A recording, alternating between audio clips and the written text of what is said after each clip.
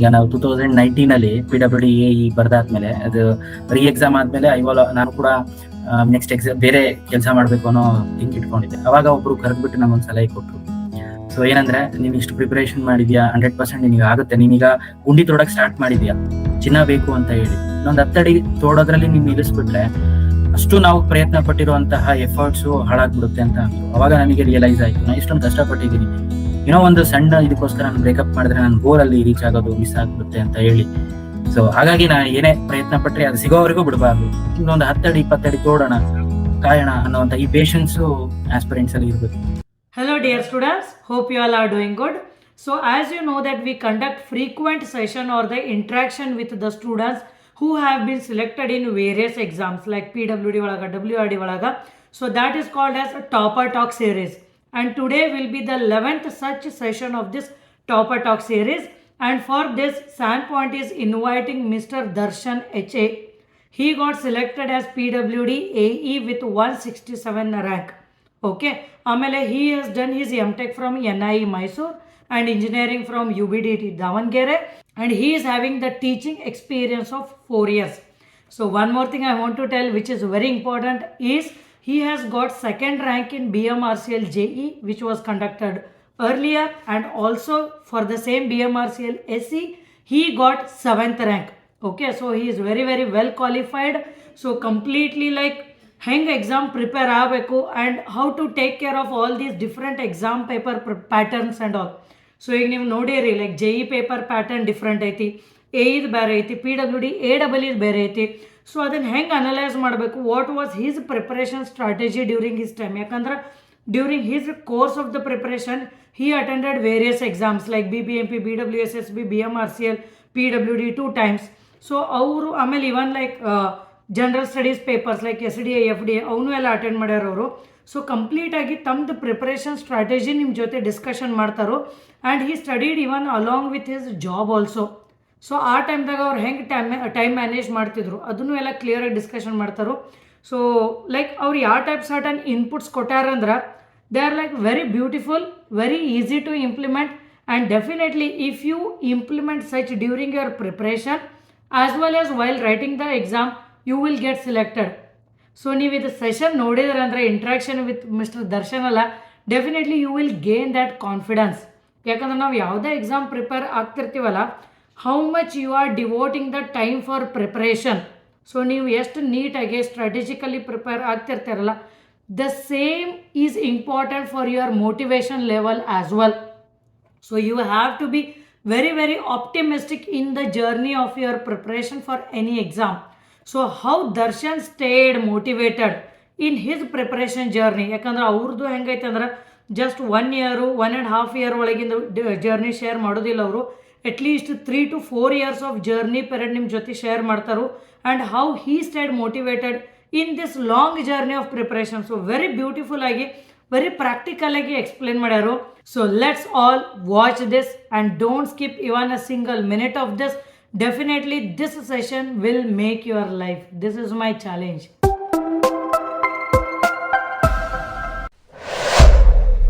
So Sandpoint and all the student community of Karnataka welcome you for the Topper Talks series.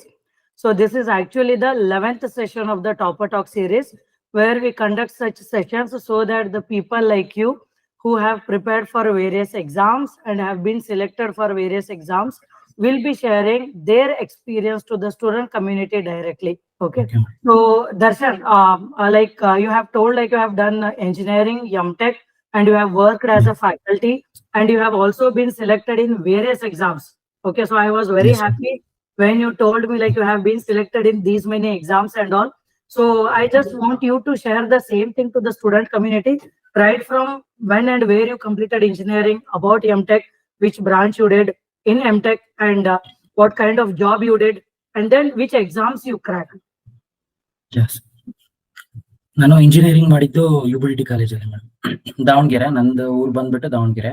ಅದಾದ್ಮೇಲೆ ನಾನು MTech ಬಂದ್ಬಿಟ್ಟು structural engineering gate qualify ಮಾಡಿಬಿಟ್ಟು NI ನಲ್ಲಿ ಮಾಡಿದ್ದೆ madam. 2015 ಅಲ್ಲಿ ನಾನು MTech ಕಂಪ್ಲೀಟ್ ಮಾಡಿದೆ. ಅದಾದ್ಮೇಲೆ ನೆಕ್ಸ್ಟ್ ಸಡನ್ ಆಗಿ ಜಾಯ್ನ್ ಆದೆ ಮೇಡಮ್. 2 ವರ್ಷ UBDT ಕಾಲೇಜಲ್ಲಿ ಮಾಡಿದ್ದೀನಿ. ಇನ್ನ ಒಂದು ಹ್ಮ್. 1.5 year Jain institute of technology ದಾವಣಗೆರೆಯಲ್ಲಿ ವರ್ಕ್ ಮಾಡಿದ್ದೀನಿ. ಸೊ 4 years ಮಾಡ್ದಾದ್ಮೇಲೆ ನನಗೊಂದು ಗೌರ್ಮೆಂಟ್ ಎಕ್ಸಾಮ್ಸ್ ಅಂದ್ರೆ ನನ್ನ ನೆಕ್ಸ್ಟ್ ಕೆರಿಯರ್ ಅಲ್ಲಿ PhD ಮಾಡ್ಬೇಕು ಅನ್ನೋ ಆಪ್ಷನ್ ಇತ್ತು. ಬಟ್ ಅದು ಮಾಡಕ್ಕೆ ಸ್ವಲ್ಪ ಟೈಮ್ ಬೇಕಾಗುತ್ತೆ ಅಂತ ಹೇಳಿ ಹೇಗಿದ್ರು ನಾನು ಅದಾದ್ಮೇಲೆ MTech ಅಲ್ಲಿ ಒಂದ್ಸಲ ಪ್ರಿಪರೇಷನ್ ಮಾಡಿ ಗೇಟ್ ಮಾಡಿದ್ದೆ. ಸೊ ಹಾಗಾಗಿ ನನ್ನ ಪ್ರಿಪರೇಷನ್ ಏನು ಇದಕ್ಕೆ ಮಾಡ್ಬೇಕು KPSC ಮತ್ತೆ ಬೇರೆ ಎಕ್ಸಾಮ್ಸ್ ಗಳಿಗೆ ಮಾಡ್ಬೇಕು ಅಂತ ಹೇಳಿ ಪ್ರಿಪರೇಷನ್ ಮಾಡಿದೆ ಮೇಡಮ್. 2019 ಇಂದ ನಾನು ಮಾಡಿದೆ ಮೇಡಮ್ ಪ್ರಿಪರೇಷನ್. ಓಕೆ, ಸೊ 2019 ವರೆಗೂ ನೀವು ಫ್ಯಾಕಲ್ಟಿಯಾಗಿ ವರ್ಕ್ ಮಾಡಿದ್ರಿ. ಫ್ಯಾಕಲ್ಟಿಯಾಗಿ ವರ್ಕ್ ಮಾಡಿದ್ದೀನಿ ಮೇಡಮ್. ಓಕೆ, ಸೊ ನಿಮ್ಗೆ ಆಕ್ಚುಲಿ ಲೈಕ್ ಯಾವ ಕಾಲೇಜ್ ಒಳಗೆ ನೀವು ವರ್ಕ್ ಮಾಡಿರಲ್ಲ, so they are obviously very reputed colleges. Okay, so ಆಮೇಲೆ ನೀವು MTech you did in very good college. ಆಮೇಲೆ you told like you are GATE qualified also. So ನೀವು ಮತ್ತೊಂದು ಸಲ ಗೇಟ್ ಬರೋದು ಲೈಕ್ PhD ಮಾಡಬೇಕು in IITs or NITs where you will be getting very good stipend and you will have very good career if you do PhD in NITs and IITs. So ಅದನ್ನೆಲ್ಲ ಬಿಟ್ಟು 19 ಯಾಕಂದ್ರೆ ನನಗ ಅನ್ಸೋ ಪ್ರಕಾರ ನಿಮ್ದು engineering ಆದ್ಮೇಲೆ ನಿಮ್ life ಒಳಗೆ ಏನು ಬ್ರೇಕ್ ಆಗಿಲ್ಲ. Like very soon you join for after preparing for GATE you join MTech and you work like soon after MTech. So ಇದು ಸಡನ್ ಬ್ರೇಕ್ ನೀವು ತಗೊಳ್ಬೇಕಂದ್ರ ನಿಮಗೆ ಏನು ಪರ್ಸನಲ್ ಲೈಕ್ ಫ್ರಮ್ ಫ್ಯಾಮಿಲಿ ದಿಂತ್ರ ಏನಾದ್ರು ಇಶ್ಯೂಸ್ ಅಥವಾ ನಿಮಗ ಏನಾದ್ರು ಆ type like decision making? Because ಈಗ ನೋಡ್ರಿ, ಈಗ see I have taken the decision that right from my MTech. Okay, my goal was to be a teacher. So I was planning to be a teacher in college, but later on I thought like, no, let me start an institute where all the students of Karnataka will be helpful rather than helping just 100 students in the class in any of the college. So but ನಾನು ಆ teaching profession stick ಆದ್ನೆ ನಾನು. So ನೀವು teaching ದಿಂತ್ರ ಇದಕ್ಕೆ ಬಂದ್ರಲ್ಲ, so ಅದು ಏನೇನ್ challenges face ಮಾಡಿದ್ರಿ ಅಂತ ಸ್ವಲ್ಪ ಪ್ರಾಕ್ಟಿಕಲ್. ಯಾಕೆ ನಾನು ನಿಮ್ಗೆ ಎದಕ್ಕೆ ಸ್ಪೆಸಿಫಿಕಲಿ ದರ್ಶನ್ ಈ ಕ್ವಶನ್ ಅಂದ್ರ, ನೀವು ನಮ್ದು PWD interview guidance session attend ಮಾಡಿದಾಗ ವರ್ಕ್ಶಾಪ್ ನಿಮ್ಗೆ ಗೊತ್ತಿರ್ಬೋದು. Like there were many faculties. Okay, so ಬಹಳ ಜನ ನಮ್ದು ಕೋರ್ಸ್ ಜಾಯ್ನ್ ಆಗೋರು ಟೀಚಿಂಗ್ ಪ್ರೊಫೆಷನ್ ಒಳಗೆ ಇರ್ತಾರೆ. ಸೊ ಅವ್ರಿಗೆ ಒಂದು ಕ್ಲಿಯರಿಟಿ ಸಿಗೈತಿ ಇದು ನಿಮ್ಮ ಆನ್ಸರ್ ದಿಂತ್ರ. ಆಕ್ಚುಲಿ ಮೇಡಮ್, ನನ್ಗೆ ಸ್ಟ್ರಕ್ಚರಲ್ ಡಿಸೈನರ್ ಆಗ್ಬೇಕು ಅಂತ ಇತ್ತು. ಬಟ್ ನಾನು ಆಫ್ಟರ್ ಔಟ್ಪುಟ್ ಆದ ತಕ್ಷಣ ನನಗೆ ಕಂಪ್ನೀಸ್ ಅಂದ್ರೆ ಡಿಸೈನ್ ಟ್ರೀನಲ್ಲಿ ನಾನು ಇಂಟರ್ನ್ಶಿಪ್ ಮಾಡಿದ್ದೆ. ಬಟ್ ಅಲ್ಲಿ ನನಗೆ ಸಡನ್ ಆಗಿ ಸಿಗ್ಲಿಲ್ಲ. ಅವಾಗ ನನ್ನ ನೆಕ್ಸ್ಟ್ ಆಪ್ಷನ್ ಇದ್ದಿದ್ದು ಟೀಚಿಂಗ್ ಮಾಡ್ಬೇಕು ಅಂತ ಇತ್ತು. ಟೀಚಿಂಗ್ ಮಾಡಿದೆ, ಬಹಳ ಖುಷಿಯಾಗಿ ಮಾಡಿದ್ದೀನಿ. 4 years ಎಲ್ಲಾ ಸಬ್ಜೆಕ್ಟ್ಸ್ ಹ್ಯಾಂಡಲ್ ಮಾಡಿದ್ದೀನಿ. ಆಮೇಲೆ ಟೀಚಿಂಗ್ ಮಾಡ್ತಾನು ನಾನು ಕಾಂಪಿಟೇಟಿವ್ ಎಕ್ಸಾಮ್ಸ್ ಗೆ ಪಾಯಿಂಟ್ ಆಫ್ ವ್ಯೂ ಮೇಲೆ ಹುಡುಗರಿಗೆ ಹೇಳ್ತಾ ಇದ್ದೆ ಮೇಡಮ್. ನಾನು surveying, advance surveying, concrete technology, transportation 1, transportation 2, steel drawing ಮತ್ತೆ ಸ್ಟೀಲ್ ಡಿಸೈನ್ ತಗೊಂಡಿದ್ದೀನಿ ಮೇಡಮ್. ಇಷ್ಟು ಸಬ್ಜೆಕ್ಟ್ಸ್ ನಾನು ತಗೊಂಡಿದ್ದೀನಿ. ನನ್ನ ಮೈಂಡ್ ಸೆಟ್ ಟೀಚಿಂಗ್ ಮಾಡ್ಬೇಕಾದಾಗ ಒಂದು ಸಬ್ಜೆಕ್ಟ್ ತಗೊಂಡ್ರೆ ನೆಕ್ಸ್ಟ್ ಸೆಮಿಸ್ಟರ್ ಅಲ್ಲಿ ಅದೇ ಸಬ್ಜೆಕ್ಟ್ ತಗೊಂಬಾರ್ದು ಅಂತ ಬಹಳಷ್ಟು. ಯಾಕಂದ್ರೆ ನಾನು ಪ್ರತಿಯೊಂದು ವಿಷಯದಲ್ಲೂ ಈಗ ನಾನು ಸ್ಟ್ರಕ್ಚರ್ಸ್ ಮಾಡಿದ್ದೆ, ಬರೀ ನಾನು ಸ್ಟ್ರಕ್ಚರಲ್ ಅನಾಲಿಸಿಸ್ ಸಾಮಿಗೆ ಕನ್ಸ್ಟೆಂಟ್ ಆಗಕ್ಕೆ ಇಷ್ಟಪಡ್ತಿರ್ಲಿಲ್ಲ. ಎಲ್ಲಾ ಸಬ್ಜೆಕ್ಟ್ಸ್ ಇನ್ನೂ ಹೆಚ್ಚು ತಿಳ್ಕೊಬೇಕು ಅನ್ನೋದು ಇತ್ತು ಮೇಡಮ್. ನಂದು ಸ್ವಲ್ಪ ಫ್ಯಾಮಿಲಿ ಬ್ಯಾಕ್ ಗ್ರೌಂಡ್ ಅಲ್ಲಿ, ನಂದು MTech ಆದ್ಮೇಲೆ ಸ್ವಲ್ಪ ಫ್ಯಾಮಿಲಿ ಸಪೋರ್ಟಿವ್ ಬೇಕಿತ್ತು ಮೇಡಮ್ ನಂದು. ಹಂಗಾಗಿ ನಾನು ಕಂಟಿನ್ಯೂ ಮಾಡ್ತಾ ಹೋದೆ. 2019 ಅಲ್ಲಿ ದೆನ್ ನಂದು ಪ್ರಿಪರೇಷನ್ ನಾನು ಅಂದ್ರೆ ಮಾಡ್ತಾನೆ, ಅಂದ್ರೆ ನಾನು ಟೀಚಿಂಗ್ ಮಾಡ್ತಾನೆ ನಾನು ಪ್ರಿಪರೇಷನ್ ಮುಗಿಸಿದೆ ಮೇಡಮ್ ಕಂಪ್ಲೀಟ್. ಅಂದ್ರೆ ಇವೊಂದು ಗೇಟ್ ಕ್ವಾಲಿಫೈ ಆದ್ರೂ ಕೂಡ there are some subjects, theoretical subjects ಆಗಿತ್ತು. ಅಂದ್ರೆ ಕಾಂಕ್ರೀಟ್ ಟೆಕ್ನಾಲಜಿ ಆಗಿರ್ಬೋದು, ಬಿಲ್ಡಿಂಗ್ ಮೆಟೀರಿಯಲ್ ಆಗಿರ್ಬೋದು. ಓಕೆ, ಕೆಲವೊಂದು ಸಬ್ಜೆಕ್ಟ್ಸ್ ಗಳು ಥಿಯರಿ ಓರಿಯೆಂಟೆಡ್ ಸಬ್ಜೆಕ್ಟ್ಸ್ ಗಳು ಬಿಗಿ ಮಾಡಿದೆ ನಾನು, ಫುಲ್ ಸ್ಟ್ರಾಂಗ್ ಮಾಡಿದೆ ನಾನು. ಆಮೇಲೆ ಕುತ್ಕೊಂಡು ಪ್ರತಿದಿನ ಕ್ಲಾಸ್ ಮುಗಿಸ್ಕೊಂಡ್ ಬಂದ್ಬಿಟ್ಟು GS ಕೂಡ ಓದ್ತಾ ಇದ್ದೆ, ಟೆಕ್ನಿಕಲ್ ಕೂಡ ಓದ್ತಾ ಇದ್ದೆ. ನನ್ನ ಪ್ರಿಪರೇಷನ್ ನನಗೆ ಅಟ್ ಎ ಪಾಯಿಂಟ್ ಆಫ್ 2018 ಅಲ್ಲಿ ನಾನು BMRCL ಎಕ್ಸಾಮ್ ಕಾಂಟ್ರಾಕ್ಟ್ ಬೇಸಿಸ್ ಅಲ್ಲಿ ಬರೆದಾಗ, ಒಳ್ಳೆ ರ್ಯಾಂಕ್ ಬಂದಾಗ ಐ ಫೆಲ್ಟ್ ನಾನು ಕಾನ್ಫಿಡೆಂಟ್ ಇದ್ದೀನಿ, ಕ್ವಿಟ್ ಮಾಡಿ. ಯಾಕಂದ್ರೆ ಈಗ ಟೀಚಿಂಗ್ ಅಲ್ಲಿ ಏನಾಗ್ಬಿಡುತ್ತೆ ಅಂದ್ರೆ, ಎಕ್ಸಾಮ್ ಸಡನ್ ಆಗಿ ಬಂದ ತಕ್ಷಣ ನಮಗೆ ಏನಂದ್ರೆ ಒಂದು 10 days ರಿವಿಷನ್ಗೆ, 15 days ರಿವಿಷನ್ಗೆ ಟೈಮ್ ಇಡ್ಬೇಕಾಗುತ್ತೆ ಮೇಡಮ್. ಸಡನ್ ಆಗಿ ಒಂದೇ ಸಲ ಅಟೆಂಪ್ಟ್ ಕೊಟ್ಟು 1 marks 2 marks ಅಲ್ಲಿ ಹೋದ್ರೆ ಬಹಳ ಬೇಜಾರಾಗುತ್ತೆ. ಅದಕ್ಕೋಸ್ಕರ ಪ್ರಿಪರೇಷನ್ ಮಾಡಿರ್ತೀವಿ. ಹಂಗಾಗಿ ನಾನು 2019 ಅಲ್ಲಿ ಕ್ವಿಟ್ ಮಾಡಿದೆ ಮೇಡಮ್. ಅವಾಗ ನನಗೆ BMRCL ಎಕ್ಸಾಮ್ ಕೂಡ ಬಂತು. ಆಮೇಲೆ PWD ಎಕ್ಸಾಮ್ ಆಗುತ್ತೆ ಅಂತ ಹೇಳ್ತಾ ಇದ್ರು, BWSSB ಎಕ್ಸಾಮ್ ಕೂಡ ಇತ್ತು. And that was the time ನನಗೆ ಅನ್ಸಿದ್ದು ನಾನು ಕ್ರ್ಯಾಕ್ ಮಾಡ್ತೀನಿ ಅಂತ ಹೇಳಿ ಬಿಟ್ಟೆ ಮೇಡಮ್. ಕಾನ್ಫಿಡೆನ್ಸ್ ಇಂದ ಬಿಟ್ಟಿದೆ ಮೇಡಮ್. ಓಕೆ, ಸೊ ಮತ್ ನೀವು ಬ್ಯಾಕಪ್ ಪ್ಲಾನ್ ಏನಿಟ್ಟು? ನೀವು ಬ್ಯಾಕಪ್ ಪ್ಲಾನ್ ಅಂತೂ ಕೇಳೋದು ನೆಸಸರಿ ಇಲ್ಲ, ಯಾಕಂದ್ರೆ ಸೆಲೆಕ್ಷನ್ಸ್ ಅಂತೂ ಆಗಿದ್ವು ನಿಮ್ಮ. But still like in case, okay, because ನಾವು always like we have to be prepared for worst for practical. ಯಾಕಂದ್ರೆ ಈಗ ಯಾರಾದ್ರೂ 50,000 ಅಪ್ಲಿಕಂಟ್ಸ್ ಈಗ ಅಪ್ಲೈ ಮಾಡಿದ್ರು ಪ್ರತಿಯೊಬ್ಬರಿಗೂ ಸೆಲೆಕ್ಟ್ ಆಗೋ ಆಸೆದಿಂತ ಅಪ್ಲೈ ಮಾಡಿರ್ತಾರ. ಹೌದು ಸೊ ಹಂಗೆ ನೀವೇನ್ ಬ್ಯಾಕಪ್ ಪ್ಲಾನ್ ಇಟ್ಟಿದ್ರೆ ಲೈಕ್ ಇನ್ ಕೇಸ್ PWD ಆಗಿರ್ಲಿಲ್ಲ ಅಂದ್ರೆ ಅದು ಆಗಿಲ್ಲ ಅಂದ್ರೆ ನೆಕ್ಸ್ಟ್ ನಾನು ಟೀಚಿಂಗಿಗೆ ಹೋಗ್ಬೋದಿತ್ತು ಮೇಡಮ್. ಟೀಚಿಂಗಿಗೆ ಏನು ಹೋಗೋದು ಸಮಸ್ಯೆ ಇರ್ಲಿಲ್ಲ. ಬಟ್ ನಂದು ಪ್ಲಾನ್ ಏನಂದ್ರೆ ನಾನು ಮಾಡ್ಲೇಬೇಕು. ಬಿಕಾಸ್ ನಾನು ಬರ್ದಿದ್ದು 2019 ಅಲ್ಲಿ ನಾನು ಬರ್ದಿರೋ 2 ಎಕ್ಸಾಮ್, BMRCL ಎಕ್ಸಾಮು ಮತ್ತೆ PWD ಎಕ್ಸಾಮು. PWD ಎಕ್ಸಾಮ್ ಬರ್ದಿದ್ದು ಇಂಟರ್ವ್ಯೂ ಪ್ರಿಪರೇಷನ್ ಗೆ ಅಂತ ನಾನು ಹೋಗ್ಲಿಲ್ಲ. ಇಂಟರ್ವ್ಯೂ ಬರುತ್ತೆ ಅಂತ ಹೇಳಿ ನಾನು ಪ್ರಿಪರೇಷನ್ ಕಂಟಿನ್ಯೂ ಮಾಡಿದೆ. ಬಟ್ ಅದು ಇನ್ನೊಂದ್ಸಲ ಎಕ್ಸಾಮ್ ಬರೆಯೋಗಾಯ್ತು. ಮತ್ತೆ BMRCL ಎಕ್ಸಾಮ್ ಬರ್ದಿರೋದು ಅದು ಪುನಃ ಕೋವಿಡ್ ವಿಷಯವಾರು ಸ್ಟೇ ಆಯ್ತು. ಮತ್ತೆ ಅದು ಕೋರ್ಟ್ ಕೇಸ್ ಅಲ್ಲಿ ಬಿದ್ದು ಈಗ 2022 ನಲ್ಲಿ ಮತ್ತೆ ಅದು ಕರೆದ್ರು ಮೇಡಮ್. ಸೊ ನನ್ನ ಅದ್ರೊಳಗಡೆ ಏನಂದ್ರೆ ಪಾಸಿಟಿವ್ ಆಗೈತೆ ಮೇಡಮ್. ನಾನು ತಗೊಂತೀನಿ ಬ್ಯಾಕಪ್ ಪ್ಲಾನ್. ಏನೋ ಒಂದು ಆಪ್ಷನ್ ಇದೆ, ನನಗೆ ಒಂದು 4 years ಎಕ್ಸ್ಪೀರಿಯನ್ಸ್ ಇದೆ. ಸೊ ಫ್ರೆಂಡ್ ಸರ್ಕಲ್ಸ್ ಅಲ್ಲಿ ಕಂಪ್ನಿ ಸೈಡ್ ಅಲ್ಲಿ ಸ್ಟ್ರಕ್ಚರಲ್ ಡಿಸೈನರ್ ಆಗಾರು ಸಿಗುತ್ತೆ ಅನ್ನುವಂಥದ್ದು ಇತ್ತು. ಇಲ್ಲ ಟೀಚಿಂಗ್ ಅಲ್ಲಂತೂ ನನಗೆ ಸಿಗುತ್ತೆ ಅನ್ನೋದು ಇತ್ತು. ಬಟ್ ನನ್ನ ಡ್ರೀಮು ಅಚೀವ್ ಮಾಡೋದು ಏನಂದ್ರೆ ಗೌರ್ಮೆಂಟ್ ಅಸಿಸ್ಟೆಂಟ್ ಇಂಜಿನಿಯರ್ ಅಥವಾ AEE ಆಗ್ಬೇಕು ಅನ್ನೋದು ಏನ್ ಇದ್ದೇ ಇತ್ತು ನನಗೆ ಮೊದ್ಲಿಂದನು. ಆ ಏಮಿಗೋಸ್ಕರ ನಾನು ಪ್ರಯತ್ನ ಪಟ್ಟಿದ್ದೆ. ಈ ನನ್ನ ಮೈಂಡ್ ಸೆಟ್ ಏನಂದ್ರೆ ಯಾರು ಎಷ್ಟೇ ಕಾಂಪಿಟೇಷನ್ ಬರ್ಲಿ ನಾನ್ ಮೊದಲನೇನೆ ಆಗಿರ್ಬೇಕು ಅಂತ ನಾನು ಹೇಳ್ಕೊಂತಿದ್ದೆ. ಥಿಂಕಿಂಗ್ ಕಾಂಪಿಟೇಷನ್ ನಾನು ಯಾವತ್ತೂ ನೋಡಿಲ್ಲ ಮೇಡಮ್. ಒಂದು ಪೋಸ್ಟ್ ಕರೆದಿರೋದು ಅಪ್ಲೈ ಮಾಡಿದೀನಿ, 660 ಪೋಸ್ಟ್ ಕರೆದಿರೋದು ಅಪ್ಲೈ ಮಾಡಿದೀನಿ. ನಾನು ಒಂದು ಪೋಸ್ಟ್ ಇದೆ ಅಂತ ಹೇಳಿ ನಾನು ಬರೆಯೋದ್ ಬಿಟ್ಟಿಲ್ಲ ಮೇಡಮ್. ನಾನು ಯಾವಾಗ್ಲೂ ಥಿಂಕ್ ಮಾಡ್ತಿದ್ದು, ನಮ್ ಫ್ರೆಂಡ್ ಸರ್ಕಲ್ ಅಲ್ಲಿ ಹೇಳ್ತಿದ್ದು, ನಿನಗೆ ಬೇಕಾಗಿರೋದು ಒಂದು ಪೋಸ್ಟ್, ಆ ಒಂದು ಪೋಸ್ಟ್ ನಾವು ತಗೊಳೋದಕ್ಕೆ ಇದಾದ್ರೆ ಮುಗೀತು. ಸೊ ಹಾಗಾಗಿ ನನ್ನ ಮೈಂಡ್ ಸೆಟ್ ಕಾಂಪಿಟೇಷನ್ ಕಡೆ ನೋಡ್ತಾ ಇಲ್ಲ ಮೇಡಮ್, ನೋಡ್ತಿರ್ಲಿಲ್ಲ. ಯಾರು ಎಷ್ಟೇ ಕಾಂಪಿಟೇಷನ್ ಮಾಡ್ಲಿ ನನ್ ಕೈಲಿ ಅದನ್ನ ಮಾಡಕ್ಕಾಗುತ್ತೆ ಅನ್ನುವಂತ ಆತ್ಮವಿಶ್ವಾಸ ಇತ್ತು. ಬಿಕಾಸ್ ಟೆಕ್ನಿಕಲಿ ನಾನು ಬಹಳ ಸ್ಟ್ರಾಂಗ್ ಇದ್ದೆ. ಜೊತೆಗೆ GS ಅನ್ನು ಕೂಡ ನಾನು ಏನ್ ಮಾಡಿದೆ ಅಂದ್ರೆ ಈ 2019 ಗ್ಯಾಪ್ ಪೀರಿಯಡ್ ಏನ್ ಸಿಕ್ತು ನಮಗೆ, 2019 ಇಂದ 21 ಎಕ್ಸಾಮ್ಸ್ ಗಳು ಇಲ್ದಂಗ ಆಯ್ತು, ಕೊರೋನಾ ಪೀರಿಯಡ್ ಬಂದ್ಬಿಟ್ಟು. ಅವಾಗ ಕೂಡ ನಾನು ಸುಮ್ನೆ ಕುಂತಿಲ್ಲ ಮೇಡಮ್. ಸೊ ಇವನ್ ನಾನು ಟೀಚಿಂಗ್ ಅಲ್ಲಿ ಹೋಗಿದ್ದು ಕೂಡ ನಾನು ಪಾಠ ಮಾಡ್ಕೊಂಡು ಇರ್ತಾ ಇದ್ದೆ. ನಾನು ಇಲ್ಲಿ ಕುತ್ಕೊಂಡ್ಬಿಟ್ಟು GS ನ ಪ್ರತಿಯೊಂದು ಸಬ್ಜೆಕ್ಟಿವ್ ಆಗಿ, ಯಾಕಂದ್ರೆ ನನಗೆ ಅನ್ನಿಸ್ಬಾರ್ದು, ಈಗ ನನಗೊಂದು ಎಕ್ಸಾಮ್ ತಗೊಂಡ್ಮೇಲೆ ನಮಗೆ ಒಂದು ಇನ್ನರ್ ಫೀಲಿಂಗ್ ಇರಬಾರ್ದು, ನನಗೆ ಏನೋ ಒಂದು ಲೆಕ್ಕಲ್ ಆಯ್ತು ಅಥವಾ ಇದು ಆ ತರದಿಲ್ಲ. ನನ್ನ ಎಫರ್ಟ್ಸ್ 100% ನಾನು ಕೊಟ್ಟಿದ್ದೀನಿ, ನಾನು ತಗೊಂಡಿದ್ದೀನಿ ಅನ್ನೋ ಆತ್ಮತೃಪ್ತಿ ಇರಬೇಕಿತ್ತು. ಅದಕ್ಕೋಸ್ಕರ ಆಮೇಲೆ ನಾನು ಇನ್ನೊಂದು ಓದ್ಬೇಕಾದಾಗ ಯಾವತ್ತೂ ಕಷ್ಟಪಟ್ಟು ಓದಿಲ್ಲ, ಖುಷಿಯಿಂದ ಓದಿದ್ದೀನಿ. ಟೈಮ್ ಸ್ಪೆಂಡ್ ಆಗೋದನ್ನ ನಾನು ಕ್ಯಾಲ್ಕುಲೇಟ್ ಮಾಡಿಲ್ಲ. ನಾನೀಗ ಕುತ್ಕೊಂಡು ಓದ್ಬೇಕಾದಾಗ GS ಆಗಿರ್ಲಿ ಟೆಕ್ನಿಕಲ್ ಆಗಿರ್ಲಿ ಖುಷಿಯಿಂದ ಓದ್ತಿದ್ದೆ.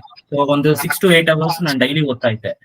ಬಹಳಷ್ಟು ಜನ ಅನ್ನೋರು ನನಗೆ, ಯಾಕೆ ಇಷ್ಟೊಂದು ಓದ್ತೀಯಾ, ಇದಕ್ಕೆ ಈ ಎಕ್ಸಾಮಿಗೆ ಯಾಕೆ ಇಷ್ಟೊಂದು ಪ್ರಿಪರೇಷನ್ ಮಾಡ್ಬೇಕು ಅಂತಾನೂ ಹೇಳಿದಾರೆ. ಇಲ್ಲ, ನನಗೆ ತಗೊಳ್ಳೇಬೇಕು ಅಂತ ಹೇಳಿ ನಾನು ಕುತ್ಕೊಂಡು ಓದಿದ್ದೀನಿ. ಆಮೇಲೆ ಕೆಲವೊಮ್ಮೆ ನಾನು ಓದ್ಬೇಕಾದಾಗ ನನಗೆ ಲೋನ್ಲಿ ಫೀಲ್ ಆದಾಗ ಇಲ್ಲಿ ಗೌರ್ಮೆಂಟ್ ಲೈಬ್ರರಿ ಇದೆ ದಾವಣಗೆರೆಯಲ್ಲಿ, ಹೈಸ್ಕೂಲ್ ಫೀಲ್ಡ್ ಹತ್ರ. ಅದನ್ನು ಕೂಡ ಯುಟಿಲೈಸ್ ಮಾಡಿ ಬೆಳಗ್ಗೆ 8ಕ್ಕೆ ಓಪನ್ ಆಗ್ತಿತ್ತು, ರಾತ್ರಿ 8ಕ್ಕೆ ಕ್ಲೋಸ್ ಆಗ್ತಿತ್ತು. ಅದನ್ನು ಕೂಡ ಯುಟಿಲೈಸ್ ಮಾಡ್ತಿದ್ವಿ. ಸೊ ಹಾಗಾಗಿ ಕಾಂಪಿಟೇಷನ್ ಯಾವತ್ತೂ ಕೇರ್ ಮಾಡಲ್ಲ ಮೇಡಮ್. ಯಾರಿಗೆ ಎಷ್ಟೇ ಇರ್ಲಿ, ಒಂದೇ ಪೋಸ್ಟ್ ಇರ್ಲಿ, ಐ ಫೀಲ್ ನಾನು ತಗೊಂತೀನಿ, ಅದಕ್ಕೆ ನಾನು ಪ್ರಯತ್ನ ಪಡ್ತೀನಿ. ಫೈನಲಿ ಅದು ತಗೊಂತೀನೋ ತಗೊಳಲ್ಲ, 1 marks ಇಂದ ಮಿಸ್ ಆಗ್ಬೋದು, ಬಟ್ ನಮ್ಮ ಪ್ರಯತ್ನ 100% ಇರ್ಬೇಕು. ಅವಾಗ ಎಫರ್ಟ್ಸ್ ನಮಗೆ ವರ್ಕೌಟ್ ಆಗುತ್ತೆ ಮೇಡಮ್. ಹಾಗಾಗಿ ಒಂದಿದೆ, god helps the one who works hard ಅಂತ ಹೇಳ್ತೀವಿ. ಯಾರು ಕಷ್ಟಪಟ್ಟು ಓದ್ತಾರೋ ಅವರಿಗೆ ದೇವರೇ ಒಂದು ಅವಕಾಶ ಕೊಡ್ತಾನೆ. ಸೊ ನಾವು ಓದಿದೆ ಇದ್ದೆ, ನಾವು ಕರೆಕ್ಟ್ ಆಗಿ ಎಫರ್ಟ್ಸ್ ಹಾಕ್ಲಿಲ್ಲ ಅಂದ್ರೆ ಇಟ್ಸ್ ಎ ಟೈಮ್ ವೇಸ್ಟ್. ಆತರ ಇದ್ದಾಗ ಇಷ್ಟು ಸೀರಿಯಸ್ ಡಿಸಿಷನ್ಸ್ ತಗೊಳ್ಳೇಬಾರದು. ಈಗ ನೀವು ಹೇಳಿದ್ರಲ್ಲ ಹಾರ್ಡ್ ವರ್ಕ್ ಬಗ್ಗೆ, ಸೊ ನಿಮಗೇನ್ ಅನ್ಸೈತಿ, like hard work is more important or smart work is more important? Both madam, both. ಏನಂದ್ರೆ ಸ್ಟಾರ್ಟಿಂಗ್ ಅಲ್ಲಿ ನಾವು ಓದ್ಬೇಕಾದಾಗ ಫಸ್ಟ್ ಇನಿಷಿಯಲ್ ಫೇಸ್ ಅಲ್ಲಿ ಹಾರ್ಡ್ ವರ್ಕ್ ಬೇಕು. ಹಾರ್ಡ್ ವರ್ಕ್ ಅಂದ್ರೆ ನಾವು ಒಂದು ಕಲಿಬೇಕಾದಾಗ ಅದನ್ನ ಬರಿಬೇಕಾಗುತ್ತೆ. ಈಗ ನಮ್ ಕಾನ್ಸಂಟ್ರೇಷನ್ ಆ ಕಡೆ ಈ ಕಡೆ ಹೋಗ್ಬಾರ್ದು ಅಂದ್ರೆ, ಈಗ ಸಿದ್ದೇಶ್ವರ ಸ್ವಾಮೀಜಿಯವರು ಹೇಳುವಂತದ್ದು ಏನಂದ್ರೆ, ನೀವು ಓದಿದ್ದನ್ನ ಬರೀರಿ, ಮತ್ತೆ ಹೆಚ್ಚು ಅದನ್ನ ಪ್ರೊನೌನ್ಸ್ ಮಾಡಿ, ಡಿಸ್ಕಸ್ ಮಾಡಿ, ಸೊ ದಟ್ ನಿಮಗೆ ಓದಿದ್ದು ನೆನ್ಪು ಉಳಿಯುತ್ತೆ ಅಂತ. ಸೊ ನಾನ್ ಹೇಗ್ ಮಾಡ್ತಾ ಇದ್ದೆ ಅಂದ್ರೆ, ನಂದೇ ಆದಂತ, ಅಂದ್ರೆ ಈಗ ನಾನೊಂದು ಸಬ್ಜೆಕ್ಟ್ ಪ್ರಿಪೇರ್ ಆಗ್ಬೇಕಾದಾಗ ನಾನು ಪ್ರತಿಯೊಂದು ಸಬ್ಜೆಕ್ಟ್ ಹ್ಯಾಂಡ್ ನೋಟ್ಸ್ ಮಾಡಿದ್ದೀನಿ. ನನ್ನ ಹತ್ರ ಆ ಕಂಟೆಂಟ್ ಇದೆ, ಈ ಕಂಟೆಂಟ್ ಇದೆ ಅಂತ ನಾನು ಯಾವತ್ತೂ ಕುಂತಿದ್ದೆ. ಸೊ ನನ್ನ ಹ್ಯಾಂಡ್ ನೋಟ್ಸ್ ನಾನು ಮಾಡಿದ್ದೀನಿ, ಯಾಕಂದ್ರೆ ನನಗೆ ಓನ್ ಆಗಿ ಬರೀತಿದ್ದೆ. ಆಮೇಲೆ ಪ್ರತಿಯೊಂದು ಲೆಕ್ಕಗಳನ್ನ ಸಾಲ್ವ್ ಮಾಡ್ತಾ ಇದ್ದೆ. ಫಸ್ಟ್ ಪೇಜ್ ಅಲ್ಲಿ ಓದ್ಬೇಕಾಗಿದ್ದಂತಷ್ಟಿದ್ದೆ, ಕೊನೆ ಪೇಜ್ ಅಲ್ಲಿ ಎಷ್ಟೊಂದು ಕ್ಯಾಂಡಿಡೇಟ್ ಗಳೆಲ್ಲ ಇರೋದಿಲ್ಲ. ಫಸ್ಟ್ ಬಹಳ ಚೆನ್ನಾಗಿ ಓದ್ತಾರೆ, first topic, second topic, third topic, ಕೊನೆಗಿರ ಫಸ್ಟ್ ನಾನು ಹಾರ್ಡ್ ವರ್ಕ್ ಮಾಡಿದ್ದೀನಿ ಮೇಡಮ್. ಇನಿಷಿಯಲ್ ಆಗಿ ಕಂಪ್ಲೀಟ್ ಸಿಲೆಬಸ್ ಮುಗಿಸ್ಬೇಕಾದಾಗ ನಾನು ಕಂಪ್ಲೀಟ್ಲಿ ಹಾರ್ಡ್ ವರ್ಕ್ ಮಾಡಿದ್ದೀನಿ, ಎಲ್ಲೂ ಕಾಂಪ್ರಮೈಸ್ ಆಗಿಲ್ಲ. ಅದಾದ್ಮೇಲೆ ನಾನು ರಿವಿಷನ್ಸ್ ಮಾಡ್ಬೇಕಾದಾಗ ಸ್ಮಾರ್ಟ್ ವರ್ಕ್ ಮಾಡಿದ್ದೀನಿ. ಯಾಕಂದ್ರೆ ನೆಕ್ಸ್ಟ್ ಅದಾದ್ಮೇಲಿಂದ ನಾವು ಟೈಮ್ ಮ್ಯಾನೇಜ್ಮೆಂಟ್ ಮಾಡ್ಬೇಕಾಗುತ್ತೆ. ಒಂದು ಎಕ್ಸಾಮ್ ಬಂದಾಗ ಒಬ್ರಿಗಿಂತ ಒಂದ್ ಸ್ಟೆಪ್ ಮುಂದಿರಬೇಕಾಗುತ್ತೆ, ಅದಕ್ಕೆ ಸ್ಮಾರ್ಟ್ ವರ್ಕ್. ಸ್ಮಾರ್ಟ್ ವರ್ಕ್ ಅಂದ್ರೆ ಯಾವ್ದು ಓದ್ಬೇಕು, ಯಾವ್ದು ಓದಬಾರ್ದು, ಯಾವ ಸಬ್ಜೆಕ್ಟ್ ನ ಎಷ್ಟು ಪ್ರಿಯಾರಿಟಿಯಲ್ಲಿ ಓದ್ಬೇಕು, ಯಾವ ಸಬ್ಜೆಕ್ಟ್ ನ ಎಷ್ಟು ಪ್ರಿಯಾರಿಟಿಯಲ್ಲಿ ಓದಬಾರ್ದು.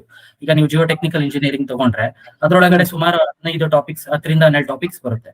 ಬಟ್ 12 ಟಾಪಿಕ್ಸ್ ನಾನು ಓದಿದ್ದೀನಿ. ಬಟ್ ಎಕ್ಸಾಮಿನೇಷನ್ ಕುಂತಾಗ ಯಾವ ಟಾಪಿಕ್ ನ ಫಸ್ಟ್ ಪ್ರಿಯಾರಿಟಿಯಲ್ಲಿ ಓದಬೇಕು, ಬಿಕಾಸ್ ಅಲ್ಲಿ ಕೇಳೋ ಕ್ವಶನ್ಸ್ ಈ ಟಾಪಿಕ್ ಇಂದಾನೇ ಹೆಚ್ಚು ಬರ್ತಾ ಇದೆ ಅಂದಾಗ ಆ ಟಾಪಿಕ್ ಗೆ ನಾವು ಫಸ್ಟ್ ಪ್ರಿಯಾರಿಟಿಯಲ್ಲಿ ಓದ್ಬೇಕಾಗುತ್ತೆ. ಈಗ for example soil properties, soil relationships, ನೀವು ಬಹಳಷ್ಟು ಎಕ್ಸಾಮ್ಸ್ ಗಳಲ್ಲಿ ನೋಡಿ 100% ಅದ್ರ ಮೇಲೆ ಕ್ವಶನ್ ಇರುತ್ತೆ. ಅದನ್ನ ಫಸ್ಟ್ ಮುಗಿಸ್ಕೋಬೇಕು. ನೆಕ್ಸ್ಟ್ ಪ್ರಿಯಾರಿಟಿ ಕನ್ಸಾಲಿಡೇಷನ್ಸ್ ಅಲ್ಲಿ ಹೆಚ್ಚು ಕ್ವಶನ್ಸ್ ಬರ್ತಾ ಇದೆ. ಇವೊಂದು ಆ ಟಾಪ್ ಚಾಪ್ಟರ್ ಲೆಂದಿ ಇದ್ರು ಕೂಡ ನಿಮಗೆ 100% ಶೋರ್ ಶಾರ್ಟ್ ಮಾರ್ಕ್ಸ್ ಕೊಡುತ್ತೆ. ಅದನ್ನ ಪ್ರಿಯಾರಿಟಿ ವೈಸ್ ನಾವು ಆ ಸಿಲೆಬಸ್ ನ ಅರೇಂಜ್ ಮಾಡ್ಬೇಕು. ನಾನು ಫಸ್ಟ್ ಈಗ ನನ್ನ ಟೈಮ್ ಶೆಡ್ಯೂಲ್ ಅಲ್ಲಿ ಫಸ್ಟ್ ಪ್ರಿಯಾರಿಟಿ ಹೆಚ್ಚು ಯಾವ್ದಕ್ಕೆ ಇಂಪಾರ್ಟೆಂಟ್ ಕೊಡ್ಬೇಕು ಅದನ್ನ ಫಸ್ಟ್ ಓದ್ಕೊಬೇಕು madam. Second priority, third priority. ನೀವು ಟೈಮ್ ಮ್ಯಾನೇಜ್ಮೆಂಟ್ ಓದ್ಬೇಕಾದಾಗ ಫಸ್ಟ್ ಪ್ರಿಯಾರಿಟಿ, ಸೆಕೆಂಡ್ ಪ್ರಿಯಾರಿಟಿ ಓದ್ ಮುಗಿಸ್ಕೊಳ್ಳಿ. ಎಕ್ಸಾಮಿನೇಷನ್ ಹತ್ರ ಬಂದಾಗ ನಿಮಗೆ ಓದಕ್ ಆಗ್ಲಿಲ್ಲ ಅಂದ್ರೆ ಥರ್ಡ್ ಪ್ರಿಯಾರಿಟಿ ಇರುವಂತ ಸಬ್ಜೆಕ್ಟ್ಸ್ ಅಲ್ಲಿ ಹೆಚ್ಚು ನಿಮಗೆ ಮಾರ್ಕ್ಸ್ ಬರದೇ ಇರ್ಬೋದು. ಅಂದ್ರೆ ಬರೋದಿಲ್ಲ ಅಂತ ಹೇಳಲ್ಲ, ಬರದೇ ಇರೋ ಚಾನ್ಸಸ್ ಇರುತ್ತೆ.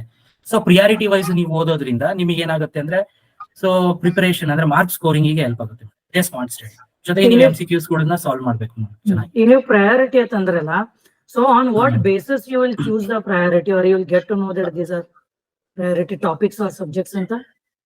ಹಾ ಮೇಡಮ್, ಈಗ ನಾವು 1-2 ಎಕ್ಸಾಮ್ಸ್ ಈಗ ಪ್ರೀವಿಯಸ್ ಇಯರ್ ಕ್ವಶನ್ಸ್ ಗಳನ್ನ ನಾವು 2015 ಅಥವಾ 16 ಇಂದ ತಗೊಂಡು ಸಾಲ್ವ್ ಮಾಡ್ತಾ ಹೋದ್ರೆ, ಅಥವಾ ನೀವು IAS ಕ್ವಶನ್ಸ್ ಗಳನ್ನೇ ಸಾಲ್ವ್ ಮಾಡ್ತಾ ಹೋದ್ರೆ ನಿಮಗೆ ಈಗ ಅಥವಾ ಗೇಟ್ ಒಂದು ಕ್ವಶನ್ ಬ್ಯಾಂಕ್ ನೇ ತೆಗೆದು ನೋಡಿದಾಗ ನಮಗೆ ಗೊತ್ತಾಗುತ್ತೆ ಈ ಕ್ವಶನ್ಸ್ ಅಲ್ಲಿ ಹೆಚ್ಚು ಕ್ವಶನ್ಸ್ ಬಂದಿದೆ, ಈ ಟಾಪಿಕ್ ಇಂದ ಹೆಚ್ಚು ಕ್ವಶನ್ಸ್ ಬಂದಿದೆ ಅಂತ. ಪ್ರಿಯಾರಿಟಿ ಹೆಚ್ಚು ಕ್ವಶನ್ಸ್ ಕೇಳುವಂತ ಟಾಪಿಕ್ಸ್ ಗಳು ಯಾವ್ದಿದೆ ಅದನ್ನ ಫಸ್ಟ್ ಫೋಕಸ್ ಮಾಡ್ಬೇಕು. ಆಮೇಲೆ ಇನ್ನೊಂದು 1 ಸಲ 2 ಸಲ 3 ಸಲ ಅದೇ ಸಬ್ಜೆಕ್ಟ್ಸ್ ನಾವು ಓದಿದ್ರೆ ಆಟೋಮೆಟಿಕ್ಲಿ ಗೊತ್ತಾಗುತ್ತೆ ಮೇಡಮ್ ಈ ಟಾಪಿಕ್ ಅಲ್ಲಿ ಇದನ್ನೇ ಕೇಳ್ತಾರೆ. ಯಾಕಂದ್ರೆ ನಾವು ಎಕ್ಸಾಮಿನೇಷನ್ ಸೆಟ್ ಮಾಡ್ತಿರುವಂತ ಮೈಂಡ್, ಎಕ್ಸಾಮಿನೇಷನ್ ಸೆಟ್ ಮಾಡುವಂತವ್ರದ್ದು ಮೈಂಡ್ ಅನ್ನು ಕೂಡ ನಾವು ರೀಡ್ ಮಾಡ್ಬೇಕಾಗುತ್ತೆ. ಅವ್ರು ಏನ್ ಕೇಳಬಾರ್ದು, ಏನ್ ಕೇಳ್ತಾರೆ, ನಮ್ಮಿಂದ ಏನ್ ಎಕ್ಸ್ಪೆಕ್ಟ್ ಮಾಡ್ತಿದ್ರೆ ಅಥವಾ ಯಾವ ಲೆವೆಲ್ ಕ್ವಶನ್ಸ್ ನ ಕೇಳ್ತಾರೆ ಇದನ್ನ ನಾವು ಗೆಸ್ ಮಾಡ್ಬೇಕಾಗುತ್ತೆ ಮೇಡಮ್. ಅದು ನಮಗೆ ಒಂದು 2-3 ರೀಡಿಂಗ್ ಕೊಟ್ಟಾಗ ಬಂದ್ಬಿಡುತ್ತೆ. 2-3 ಎಕ್ಸಾಮ್ಸ್ ಅಟೆಂಡ್ ಮಾಡಿದ್ರೆ ಆಟೋಮೆಟಿಕ್ಲಿ ಬರುತ್ತೆ ಮೇಡಮ್. ಅಥವಾ ಯಾರಾದ್ರೂ ಪ್ರಿಪರೇಷನ್ ನ ಕ್ರಾಕ್ ಮಾಡಿರೋಂಥವ್ರ ಹತ್ರ ಒಂದು ಏನ್ ಓದ್ಬೇಕು ಏನ್ ಓದ್ಬಾರ್ದು ಅಂತ ಹೇಳಿ, ಅಥವಾ ಈಗ ಸ್ಟ್ಯಾಂಡ್ ಪಾಯಿಂಟ್ ಇನ್ಸ್ಟಿಟ್ಯೂಷನ್ ಇದೆ, ಎಷ್ಟೊಂದು ಫ್ಯಾಕಲ್ಟೀಸ್ ಗಳು ಹೇಳಿರ್ತಾರೆ. ಸೊ ಅದರಿಂದ ನಾವು ಪ್ರಿಯಾರಿಟಿ ರೀಡಿಂಗ್ಸ್ ನ ಮಾಡ್ಬೋದು ಮೇಡಮ್.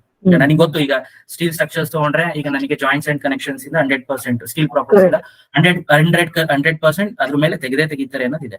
ಅದನ್ನ ಫಸ್ಟ್ ಓದಿ. ಅದಾದ್ಮೇಲೆ ನೀವು ಟೆನ್ಷನ್ ಮೆಂಬರ್, ಕಂಪ್ರೆಷನ್ ಮೆಂಬರ್ ಓದಿ. ಅದಾದ್ಮೇಲೆ ನೆಕ್ಸ್ಟ್ ನಿಮಗೆ ಆಂಟಿ ಗರ್ಡರ್, ಪ್ಲೇಟ್ ಗರ್ಡರ್, ಅದು ಲಾಸ್ಟ್ ಪ್ರಿಫರೆನ್ಸ್ ಅಲ್ಲಿ ಓದಿ. ಸೊ ಅದು ಹೆಚ್ಚಿನ ಕ್ವಶನ್ಸ್ ಅರೈಸ್ ಆಗೋದಿಲ್ಲ. ಬಟ್ ಕೆಲವೊಂದು ಈಗ Jio technical engineering, environmental engineering ಮತ್ತೆ ಇಂಥ ಸಬ್ಜೆಕ್ಟ್ಸ್ ಗಳು, ಆಮೇಲೆ ಟ್ರಾನ್ಸ್ಪೋರ್ಟೇಷನ್ ಇಂಜಿನಿಯರಿಂಗು ಸ್ವಲ್ಪ 100% ಓದಕ್ಕೆ, ಬಿಲ್ಡಿಂಗ್ ಮೆಟೀರಿಯಲ್ಸ್ 100% ಓದ್ಬೇಕು. ಸಾಮ್ ಮೇಡಮ್, ಸಾಮ್. ಓಕೆ, ಸೊ ಅಂದ್ರೆ ಈಗ ನನಗೇನ್ ಅನಿಸ್ತೈತಿ, ಫಾರ್ ಎಕ್ಸಾಂಪಲ್, ಯಾಕಂದ್ರೆ ಈಗ ನಿಮ್ದು ವಿಡಿಯೋ ಐತಲ್ಲ ಈಗ, so the students who will be right from second year of engineering, okay, ಆಮೇಲೆ ಯಾರು ಬರೀ ಡಿಪ್ಲೊಮಾ ಅಷ್ಟೇ ಮಾಡಿರ್ತಾರೋ, ಅಥವಾ ಯಾರು PhD ಮಾಡಿ 10 years ಬಿಫೋರ್ ಇಂಜಿನಿಯರಿಂಗ್ ಮಾಡೋರು, ಅಥವಾ ನಿಮ್ಮ ದಾವಣಗೆರೆ ಸ್ಟೂಡೆಂಟ್ಸ್ ನೋಡ್ತಿರ್ತಾರೆ ಈಗ ಸೆಷನ್. ಓಕೆ, ಸೊ ಈಗ ನಾವು like for example, if I am a student and I want to prepare for government exams ಅನ್ನೋದು ನನ್ನ ಮೈಂಡ್ ಸೆಟ್ ಇತ್ತಂದ್ರ ನಾನ್ ಏನ್ ಮಾಡ್ಬೇಕು, ಫಸ್ಟ್ ಸಿಲೆಬಸ್ ನೋಡ್ಬೇಕು, ಆಮೇಲೆ ಪ್ರೀವಿಯಸ್ ಇಯರ್ಸ್ ಕ್ವಶನ್ಸ್ ನೋಡಬೇಕು. ಓಕೆ, ಸೊ ಆ ಕ್ವಶನ್ ಪೇಪರ್ಸ್ ಅಂತೂ ಆ ನೋಟಿಫಿಕೇಶನ್ ಇರ್ಲಿಲ್ಲ ಅಂದ್ರೂ I need to refer other exams like GATE, IAS, SSC, JEE ಅದೆಲ್ಲ. Then I have to make the study plan and then start. ಯಾಕಂದ್ರ ಈ ಸ್ಟೂಡೆಂಟ್ಸ್ ಏನ್ ಮಾಡ್ತಾರೆ, okay this is the syllabus ಅಂತಂದ ಫಸ್ಟ್ ಚಾಪ್ಟರ್ ಇಂದ start ಮಾಡ್ಬಿಡ್ತಾರ ಅವರು. So ಯಾವ ಟಾಪಿಕ್ ಒಳಗ ಅವ್ರಿಗೆ ಗೊತ್ತಿರತ್ತೆ, but they will not be knowing that question can be appeared or asked in this way. So ನಿಮಗ್ ಮೊದಲನ ಕ್ವಶನ್ ಈ ಟೈಪ್ ಫಾರ್ಮ್ಯುಲೇಟ್ ಮಾಡ್ತಾರ ಅನ್ನೋದು ನಿಮ್ಗೆ ಗೊತ್ತಿತ್ತಂದ್ರೆ ನೀವು ಓದು ಮುಂದನ ಆ ಟೈಪ್ ಓದ್ತೀರಿ. ಓದ್ತೀವಿ. ಯಾಕೆಂದ್ರೆ ಈಗ ಅದಕ್ಕೆ ನಂದು ಇಂಜಿನಿಯರಿಂಗ್ MTech ಮಾಡ್ಬೇಕಾದಾಗ ನನ್ನ ಸಿಲೆಬಸ್ ಕಂಪ್ಲೀಟ್ ಮಾಡಿದ್ದೆ ಗೇಟಿಗೆ. ನನಗೆ ಗೊತ್ತಿತ್ತು ಇದರಿಂದ ತೆಗಿತರ ಇದೆ ಅಂತ ಹೇಳಿ. ಅದಾದ್ಮೇಲೆ KPSC ಕ್ವಶನ್ ಪೇಪರ್ಸ್ ಗಳನ್ನು ನಾನು ರೆಫರ್ ಮಾಡಿದಾಗ ಆಟೋಮೆಟಿಕ್ಲಿ ಗೊತ್ತಾಗುತ್ತೆ ಇದನ್ನೇ ಹೆಚ್ಚು ಕೇಳೋ ಸಾಧ್ಯತೆ ಇದೆ, ಅವನ್ನ ಫಸ್ಟ್ ಓದ್ಕೊಳ್ಳಿ. ಯಾಕಂದ್ರೆ ಅದರಲ್ಲೇ ನಿಮ್ಗೆ ಮಾರ್ಕ್ಸ್ ಬಂದ್ಬಿಡುತ್ತೆ. ಸೊ ಪ್ರಿಯಾರಿಟಿ ರೀಡಿಂಗ್ ಮಾಡೋದು ಸ್ಮಾರ್ಟ್ ಸ್ಟಡಿ ಮಾಡೋದು ಅದು. ಬಟ್ ಹಾರ್ಡ್ ವರ್ಕ್ ಇರ್ಲೇಬೇಕು. ಫಸ್ಟ್ ಗೆ ಒಂದು ಸಿಲೆಬಸ್ ಮುಗಿಸ್ಬೇಕಾದಾಗ ಎಂಡ್ ಟು ಎಂಡ್ ಓದಿರ್ಬೇಕು. ಬಟ್ ನೀವು ಈಗ ಶಾರ್ಟ್ ಕಟ್ಸ್ ಅಂದ್ರೆ ಹೇಳೋದಾದ್ರೆ ಪ್ರಿಯಾರಿಟಿ ರೀಡಿಂಗ್ ಮಾಡಿ, ಹೆಚ್ಚು ರಿವಿಷನ್ಸ್ ಮಾಡಿ, ಇದು ಬಹಳ ಇಂಪಾರ್ಟೆಂಟ್ ಮೇಡಮ್.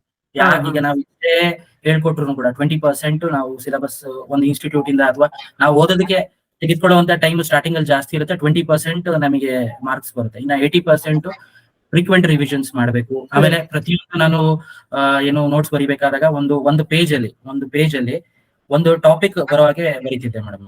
ಯಾಕಂದ್ರೆ ನನಗೆ ಫಸ್ಟ್ ರೀಡಿಂಗ್ ಮಾಡ್ಬೇಕಾದಾಗ ನಾನು ಒಂದು 20-30 ಪೇಜ್ ಗಳನ್ನ ಬರ್ದಿದ್ದೀನಿ ನನ್ನ ಟಾಪಿಕ್ ಗೆ. ಸೆಕೆಂಡ್ ಟೈಮ್ ನಾನು ರಿವಿಷನ್ಸ್ ಮಾಡ್ಬೇಕಾದಾಗ ಅದನ್ನೇ ಓದ್ತಿರ್ಲಿಲ್ಲ. ಅಂದ್ರೆ ಅದನ್ನ ಸಿಂಪ್ಲಿಫೈಡ್ ಮಾಡಿ ಒಂದು ಪೇಜ್ ಅಲ್ಲಿ ಬರಿತಾ ಇದ್ದೆ ಮೇಡಮ್. ಸೊ ದಟ್ ನೆಕ್ಸ್ಟ್ ನಾನು ಬೇರೆ ಟಾಪಿಕ್ ಓದ್ಬೇಕಾದಾಗ ಬೆಳಿಗ್ಗೆ ಎದ್ಬಿಟ್ಟು ಒಂದ್ ಪೇಜ್ ನೋಡ್ತಾ ಇದ್ದೆ ಮೇಡಮ್.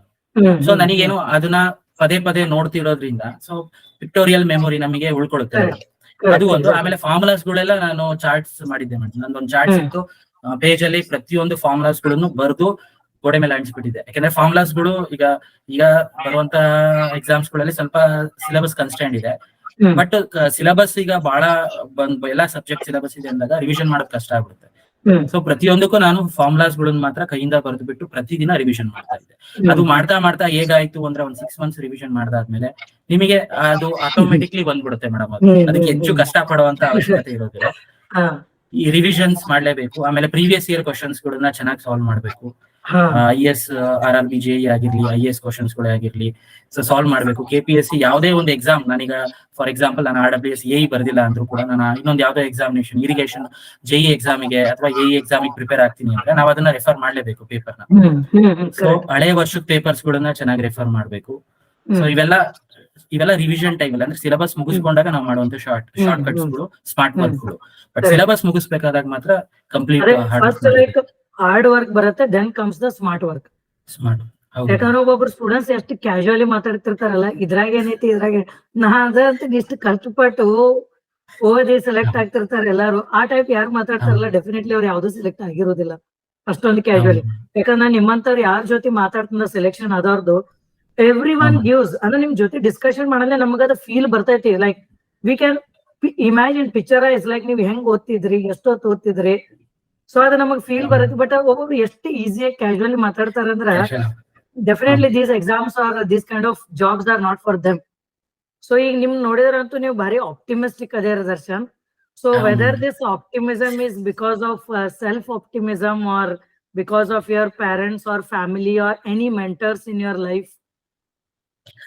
ನನ್ಗೆ ಅದೇ ಫ್ಯಾಮಿಲಿನಲ್ಲಿ ಗೌರ್ಮೆಂಟ್ ಜಾಬ್ ಯಾಕಪ್ಪ ಇಷ್ಟೊಂದು ಕಷ್ಟಪಟ್ಟು ಓದ್ತೀಯ ಅಂತಾನೆ ಹೇಳಿದಾರೆ, ಇರೋದೇ ಫ್ಯಾಕ್ಟ್.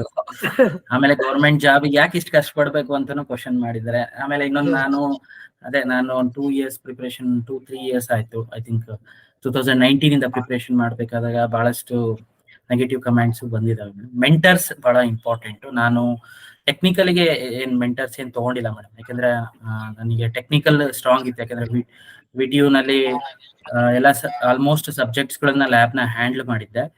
ಸೊ ಟೆಕ್ನಿಕಲ್ ಆಗಿ ಹೆಚ್ಚಿನ ಮೆಂಟರ್ಸ್ ಏನಿಲ್ಲ. GS ನಂದು ಸ್ವಲ್ಪ ವೀಕ್ ಇತ್ತು, ಯಾಕಂದ್ರೆ ನಾವು GS ಏನೋ ಟಚ್ ಮಾಡ್ತಿರ್ಲಿಲ್ಲ. ಸೊ ಹಾಗಾಗಿ ನಾ ಕೆಲವೊಂದು, ಅಂದ್ರೆ ಈಗ ಮೋಹನ್ ಸರ್ ಅಂತ ಒಬ್ರಿದ್ದಾರೆ, ಅವರು ಜಿಯೋಗ್ರಫಿ ಪಾಠ ಮಾಡ್ತಾರೆ. ಅವರು IAS ನಲ್ಲಿ ರಿಸರ್ಚ್ ಮಾಡ್ತಿದ್ದಾರೆ. ಅವರಿಂದ ಸ್ವಲ್ಪ ಹೆಲ್ಪ್ ತಗೊಂಡಿದ್ದೆ ಜಿಯೋಗ್ರಫಿ ಓದೋದಕ್ಕೆ. ಮತ್ತೆ ಲಕ್ಷ್ಮೀಕಾಂತ್, ಇಲ್ಲಿ ಒಬ್ರು ಶರತ್ ಅಂತ ಹೇಳಿ ಒಬ್ರು ಇದ್ರು, ಅವರು IAS ಫಿಲಿಮ್ಸ್ ಮಾಡಿ ಮೇನ್ಸ್ ಕ್ಲಿಯರ್ ಮಾಡ್ತಾ ಇದ್ರು. ಅವ್ರದ್ದು ಕ್ಲಾಸಸ್ ಕೇಳ್ತಾ ಇದ್ದೆ. ಅವ್ರದ್ದು ಎಲ್ಲ ಹೆಲ್ಪ್ ಆಗಿದೆ ಮೇಡಮ್. ಸೊ ಮೆಂಟರ್ಸ್ ಇದ್ರೆ ನಮಗೆ ಏನಾಗುತ್ತೆ ಅಂದ್ರೆ ಕಷ್ಟ ಪಡೋದು ಕಮ್ಮಿ ಆಗುತ್ತೆ. ಪಾತ್ ಕ್ಲೀನ್ ಆಗಿ ಹೇಳ್ಕೊಡ್ತಾರೆ, ಇದೇ ದಾರಿಯಲ್ಲಿ ಓದ್ಬೇಕು, ಇಷ್ಟನ್ನೇ ಓದ್ಬೇಕು, ಇದೇ ಬೇಕಾಗಿರೋದು ಎಕ್ಸಾಮಿಗೆ ಅಂತ ಹೇಳಿ. ಸೊ ಮೆಂಟರ್ಸ್ ಇಂದ ನಮಗೆ ಏನಾಗುತ್ತೆ, ಟೈಮ್ ಸೇವ್ ಆಗುತ್ತೆ. ಅಂಡ್ ಆಲ್ಸೋ ಲೈಕ್ ನಮ್ದು ಏನ್ ಪಿಯರ್ ಗ್ರೂಪ್ ಅಂತೀವಲ್ಲ ನಾವು, ಅಂದ್ರೆ ನಾವ್ ಯಾರ ಜೊತೆ ಇರ್ತೀವಲ್ಲ, so that also matters lot in this. ಹೌದು ಮೇಡಮ್, ಹೌದು. ನನಗೆ ಫ್ರೆಂಡ್ಸ್ ಗಳು ಓದೋರ್ನೇ ಫ್ರೆಂಡ್ಸ್ ಮಾಡ್ಕೊಂಡಿದ್ದೆ ಮೇಡಮ್. ನಾನು ಓದೋವಂತರ 1-3 ಜನ ಫ್ರೆಂಡ್ಸ್ ಇದ್ರು. ಅವರು ಕೂಡ ಒಬ್ಬ ಗೋಲ್ಡ್ ಮೆಡಲಿಸ್ಟ್, ಇನ್ನೊಬ್ರು ವರ್ಕ್ ಮಾಡ್ಕೊಂಡು ಓದೋರ್ ಇದ್ರು. ಈ ಓದೋರೇ ಫ್ರೆಂಡ್ಸ್ ಇದ್ರು. ಯಾವಾಗ್ಲೂ ನಾವು ಓದೋದಕ್ಕೆ ಏನಾರು ಎಕ್ಸಾಮ್ ಬಂತು ಅಂದ್ರೆ ಎಲ್ಲಾ ಕ್ವಶನ್ಸ್ ಗಳು ನಾವೇ ಸಾಲ್ವ್ ಮಾಡಿ, ನಮಗೆ ಗೊತ್ತಿಲ್ಲದ ಅವನಿಗೆ ಹಾಕೋದು, ಅವ್ರಿಗೆ ಗೊತ್ತಿಲ್ಲ ನಮಗೆ ಹಾಕೋದು, ಈ ತರದ್ ಮಾಡ್ತಾ ಇದ್ದೆ. ಆಮೇಲೆ ಸ್ವಲ್ಪ ಫ್ರೆಂಡ್ಸಿಗೂ ಹೆಲ್ಪ್ ಕೂಡ ಮಾಡಿದೀನಿ ಮೇಡಮ್. ಅಂದ್ರೆ ಆನ್ಲೈನ್ ಅಲ್ಲಿ ಗೊತ್ತಿಲ್ಲ ಅಂದ್ರೆ ಸಬ್ಜೆಕ್ಟ್ಸ್ ಗಳು ಹೇಳ್ಕೊಡೋದು. ಫ್ರೆಂಡ್ಸ್ ಸರ್ಕಲ್ಸ್ ಚೆನ್ನಾಗಿ ಬಿಲ್ಟ್ ಮಾಡಿದ್ದೆ ಮೇಡಮ್ ಓದೋರ. ಇದು ಕೂಡ ಹೆಲ್ಪ್ ಆಯ್ತು ಮೇಡಮ್. ಯಾಕಂದ್ರೆ ಈಗ ನಿಮ್ದು because you are studying entire civil engineering, 4 years civil engineering ಓದ್ತಿರ್ತೀರಿ. ಆಮೇಲೆ ಓದೋದು it is easy, but remembering, practicing, solving, that is very very difficult. So ಅದರ ಸಂಬಂಧ this is a tough journey. ನಿಮಗೆ ಹಾರ್ಡ್ ವರ್ಕ್, ಸ್ಮಾರ್ಟ್ ವರ್ಕ್ ಜೊತೆ motivation plays very very major role. So ಅದಕ್ಕೆ ನಾನ್ ನಿಮಗೊಂದೀಗ ಏನ್ ಕೇಳ್ಬೇಕಂತಂದ್ರ, 2019 ನೀವು ಜಾಬ್ ಬಿಟ್ಟು ಸ್ಟಾರ್ಟ್ ಮಾಡಿದ್ರಿ. ಆಮೇಲೆ ನಿಮ್ದು PWD ಅನ್ನೋದು ಫೈನಲ್ ಆಗಿದ್ದು 2022 ಎಂಡಿಗೆ. ಓಕೆ, ಸೊ ಆಲ್ಮೋಸ್ಟ್ ಲೈಕ್ ಎಷ್ಟು 4 years. ಸೊ ಆ 4 years ಒಳಗೆ lot of things happened. Exam cancel ಆದ್ವು, ಪೋಸ್ಟ್ಪೋನ್ ಆದ್ವು, lot of things happened. So ಆ ಟೈಮ್ ಒಳಗೆ ಮತ್ತೆ ನಿಮ್ಗ ಯಾಕೆ ನಾನು ಇದನ್ನ ಮಾಡ್ತಿದ್ದೀನಿ, ಅಥವಾ ಮತ್ತೆ ನಿಮ್ ಪೇರೆಂಟ್ಸ್ ಅಥವಾ ನಿಮ್ ಫ್ಯಾಮಿಲಿ ಬಿಟ್ಟು ಬಿಡಪ್ಪ. ಸೊ ಅದಕ್ಕೆ ನಿಮ್ದು ಏನದು 4 years ಸೊ ಯಾವ ಟೈಪ್ ನೀವು ಕನ್ವಿನ್ಸ್ ಮಾಡ್ತಿದ್ರಿ, ಅಂದ್ರೆ ನಿಮ್ ಪೇರೆಂಟ್ಸ್ ಕಡೆ ನೀವು ಎಷ್ಟು ವರ್ಷ ಅಂತ ಟೈಮ್ ತಗೊಂಡಿದ್ರಿ? That is important, right? ಹೌದು. ಇಲ್ಲ ಮೇಡಮ್, ನಾನು ಕ್ವಿಟ್ ಮಾಡಿದಾಗ ಪೇರೆಂಟ್ಸ್ ಗೆ ಹೇಳಿಲ್ಲ. ನಂದೇ ಇಂಡಿವಿಜುವಲ್ ನನಗೆ ಮಾಡಬೇಕು ಅಂತ ಇತ್ತು. 2019 ಅಲ್ಲಿ ನಾನು ಕ್ವಿಟ್ ಮಾಡಿದೆ. ನನಗೆ ಯಾಕೆ ಕ್ವಿಟ್ ಮಾಡಿದೆ ಅಂದ್ರು, ಇಲ್ಲ ನನಗೆ ಸ್ವಲ್ಪ ಟೈಮ್ ಶಾರ್ಟೇಜ್ ಆಗ್ತಿದೆ, ಆಮೇಲೆ ಎಕ್ಸಾಮ್ಸ್ ಗಳು ಬಂದಿದೆ, ನಾನು ಇನ್ನ ಇದು 1 ಇಯರ್ ಕೊಡಿ ನನಗೆ, ನಾನು ಖಂಡಿತ ಮಾಡ್ತೀನಿ ಅಂತ ಹೇಳಿ ಬೆಂಗಳೂರಿಗೆ ಹೋದೆ. Darshan, one thing I want to interrupt. ಈ ಪಾರ್ಟ್ ಏನೈತಲ್ಲ ನಿಮ್ದು, our aspirants should show this part to their parents. ಯಾಕಂದ್ರೆ ಎಲ್ಲಾ ಸ್ಟೂಡೆಂಟ್ಸ್ ಸೇಮ್ ಪ್ರಾಬ್ಲಮ್, ಎಲ್ಲಾ ಪೇರೆಂಟ್ಸ್ ಸೇಮ್ ಪ್ರಾಬ್ಲಮ್ ಇರತ್ತೆ ಇದ್ರೊಳಗ. S, you can continue. 19 ಅಲ್ಲಿ ಬಿಡ್ಬೇಕು ಅಂತ ನಾನೇ ಓನ್ ಡಿಸಿಷನ್ ಮಾಡಿ ಬಿಟ್ಟೆ ಮೇಡಮ್. ಬಿಟ್ಮೇಲೆ ಬೆಂಗಳೂರಿಗೆ ಹೋದೆ.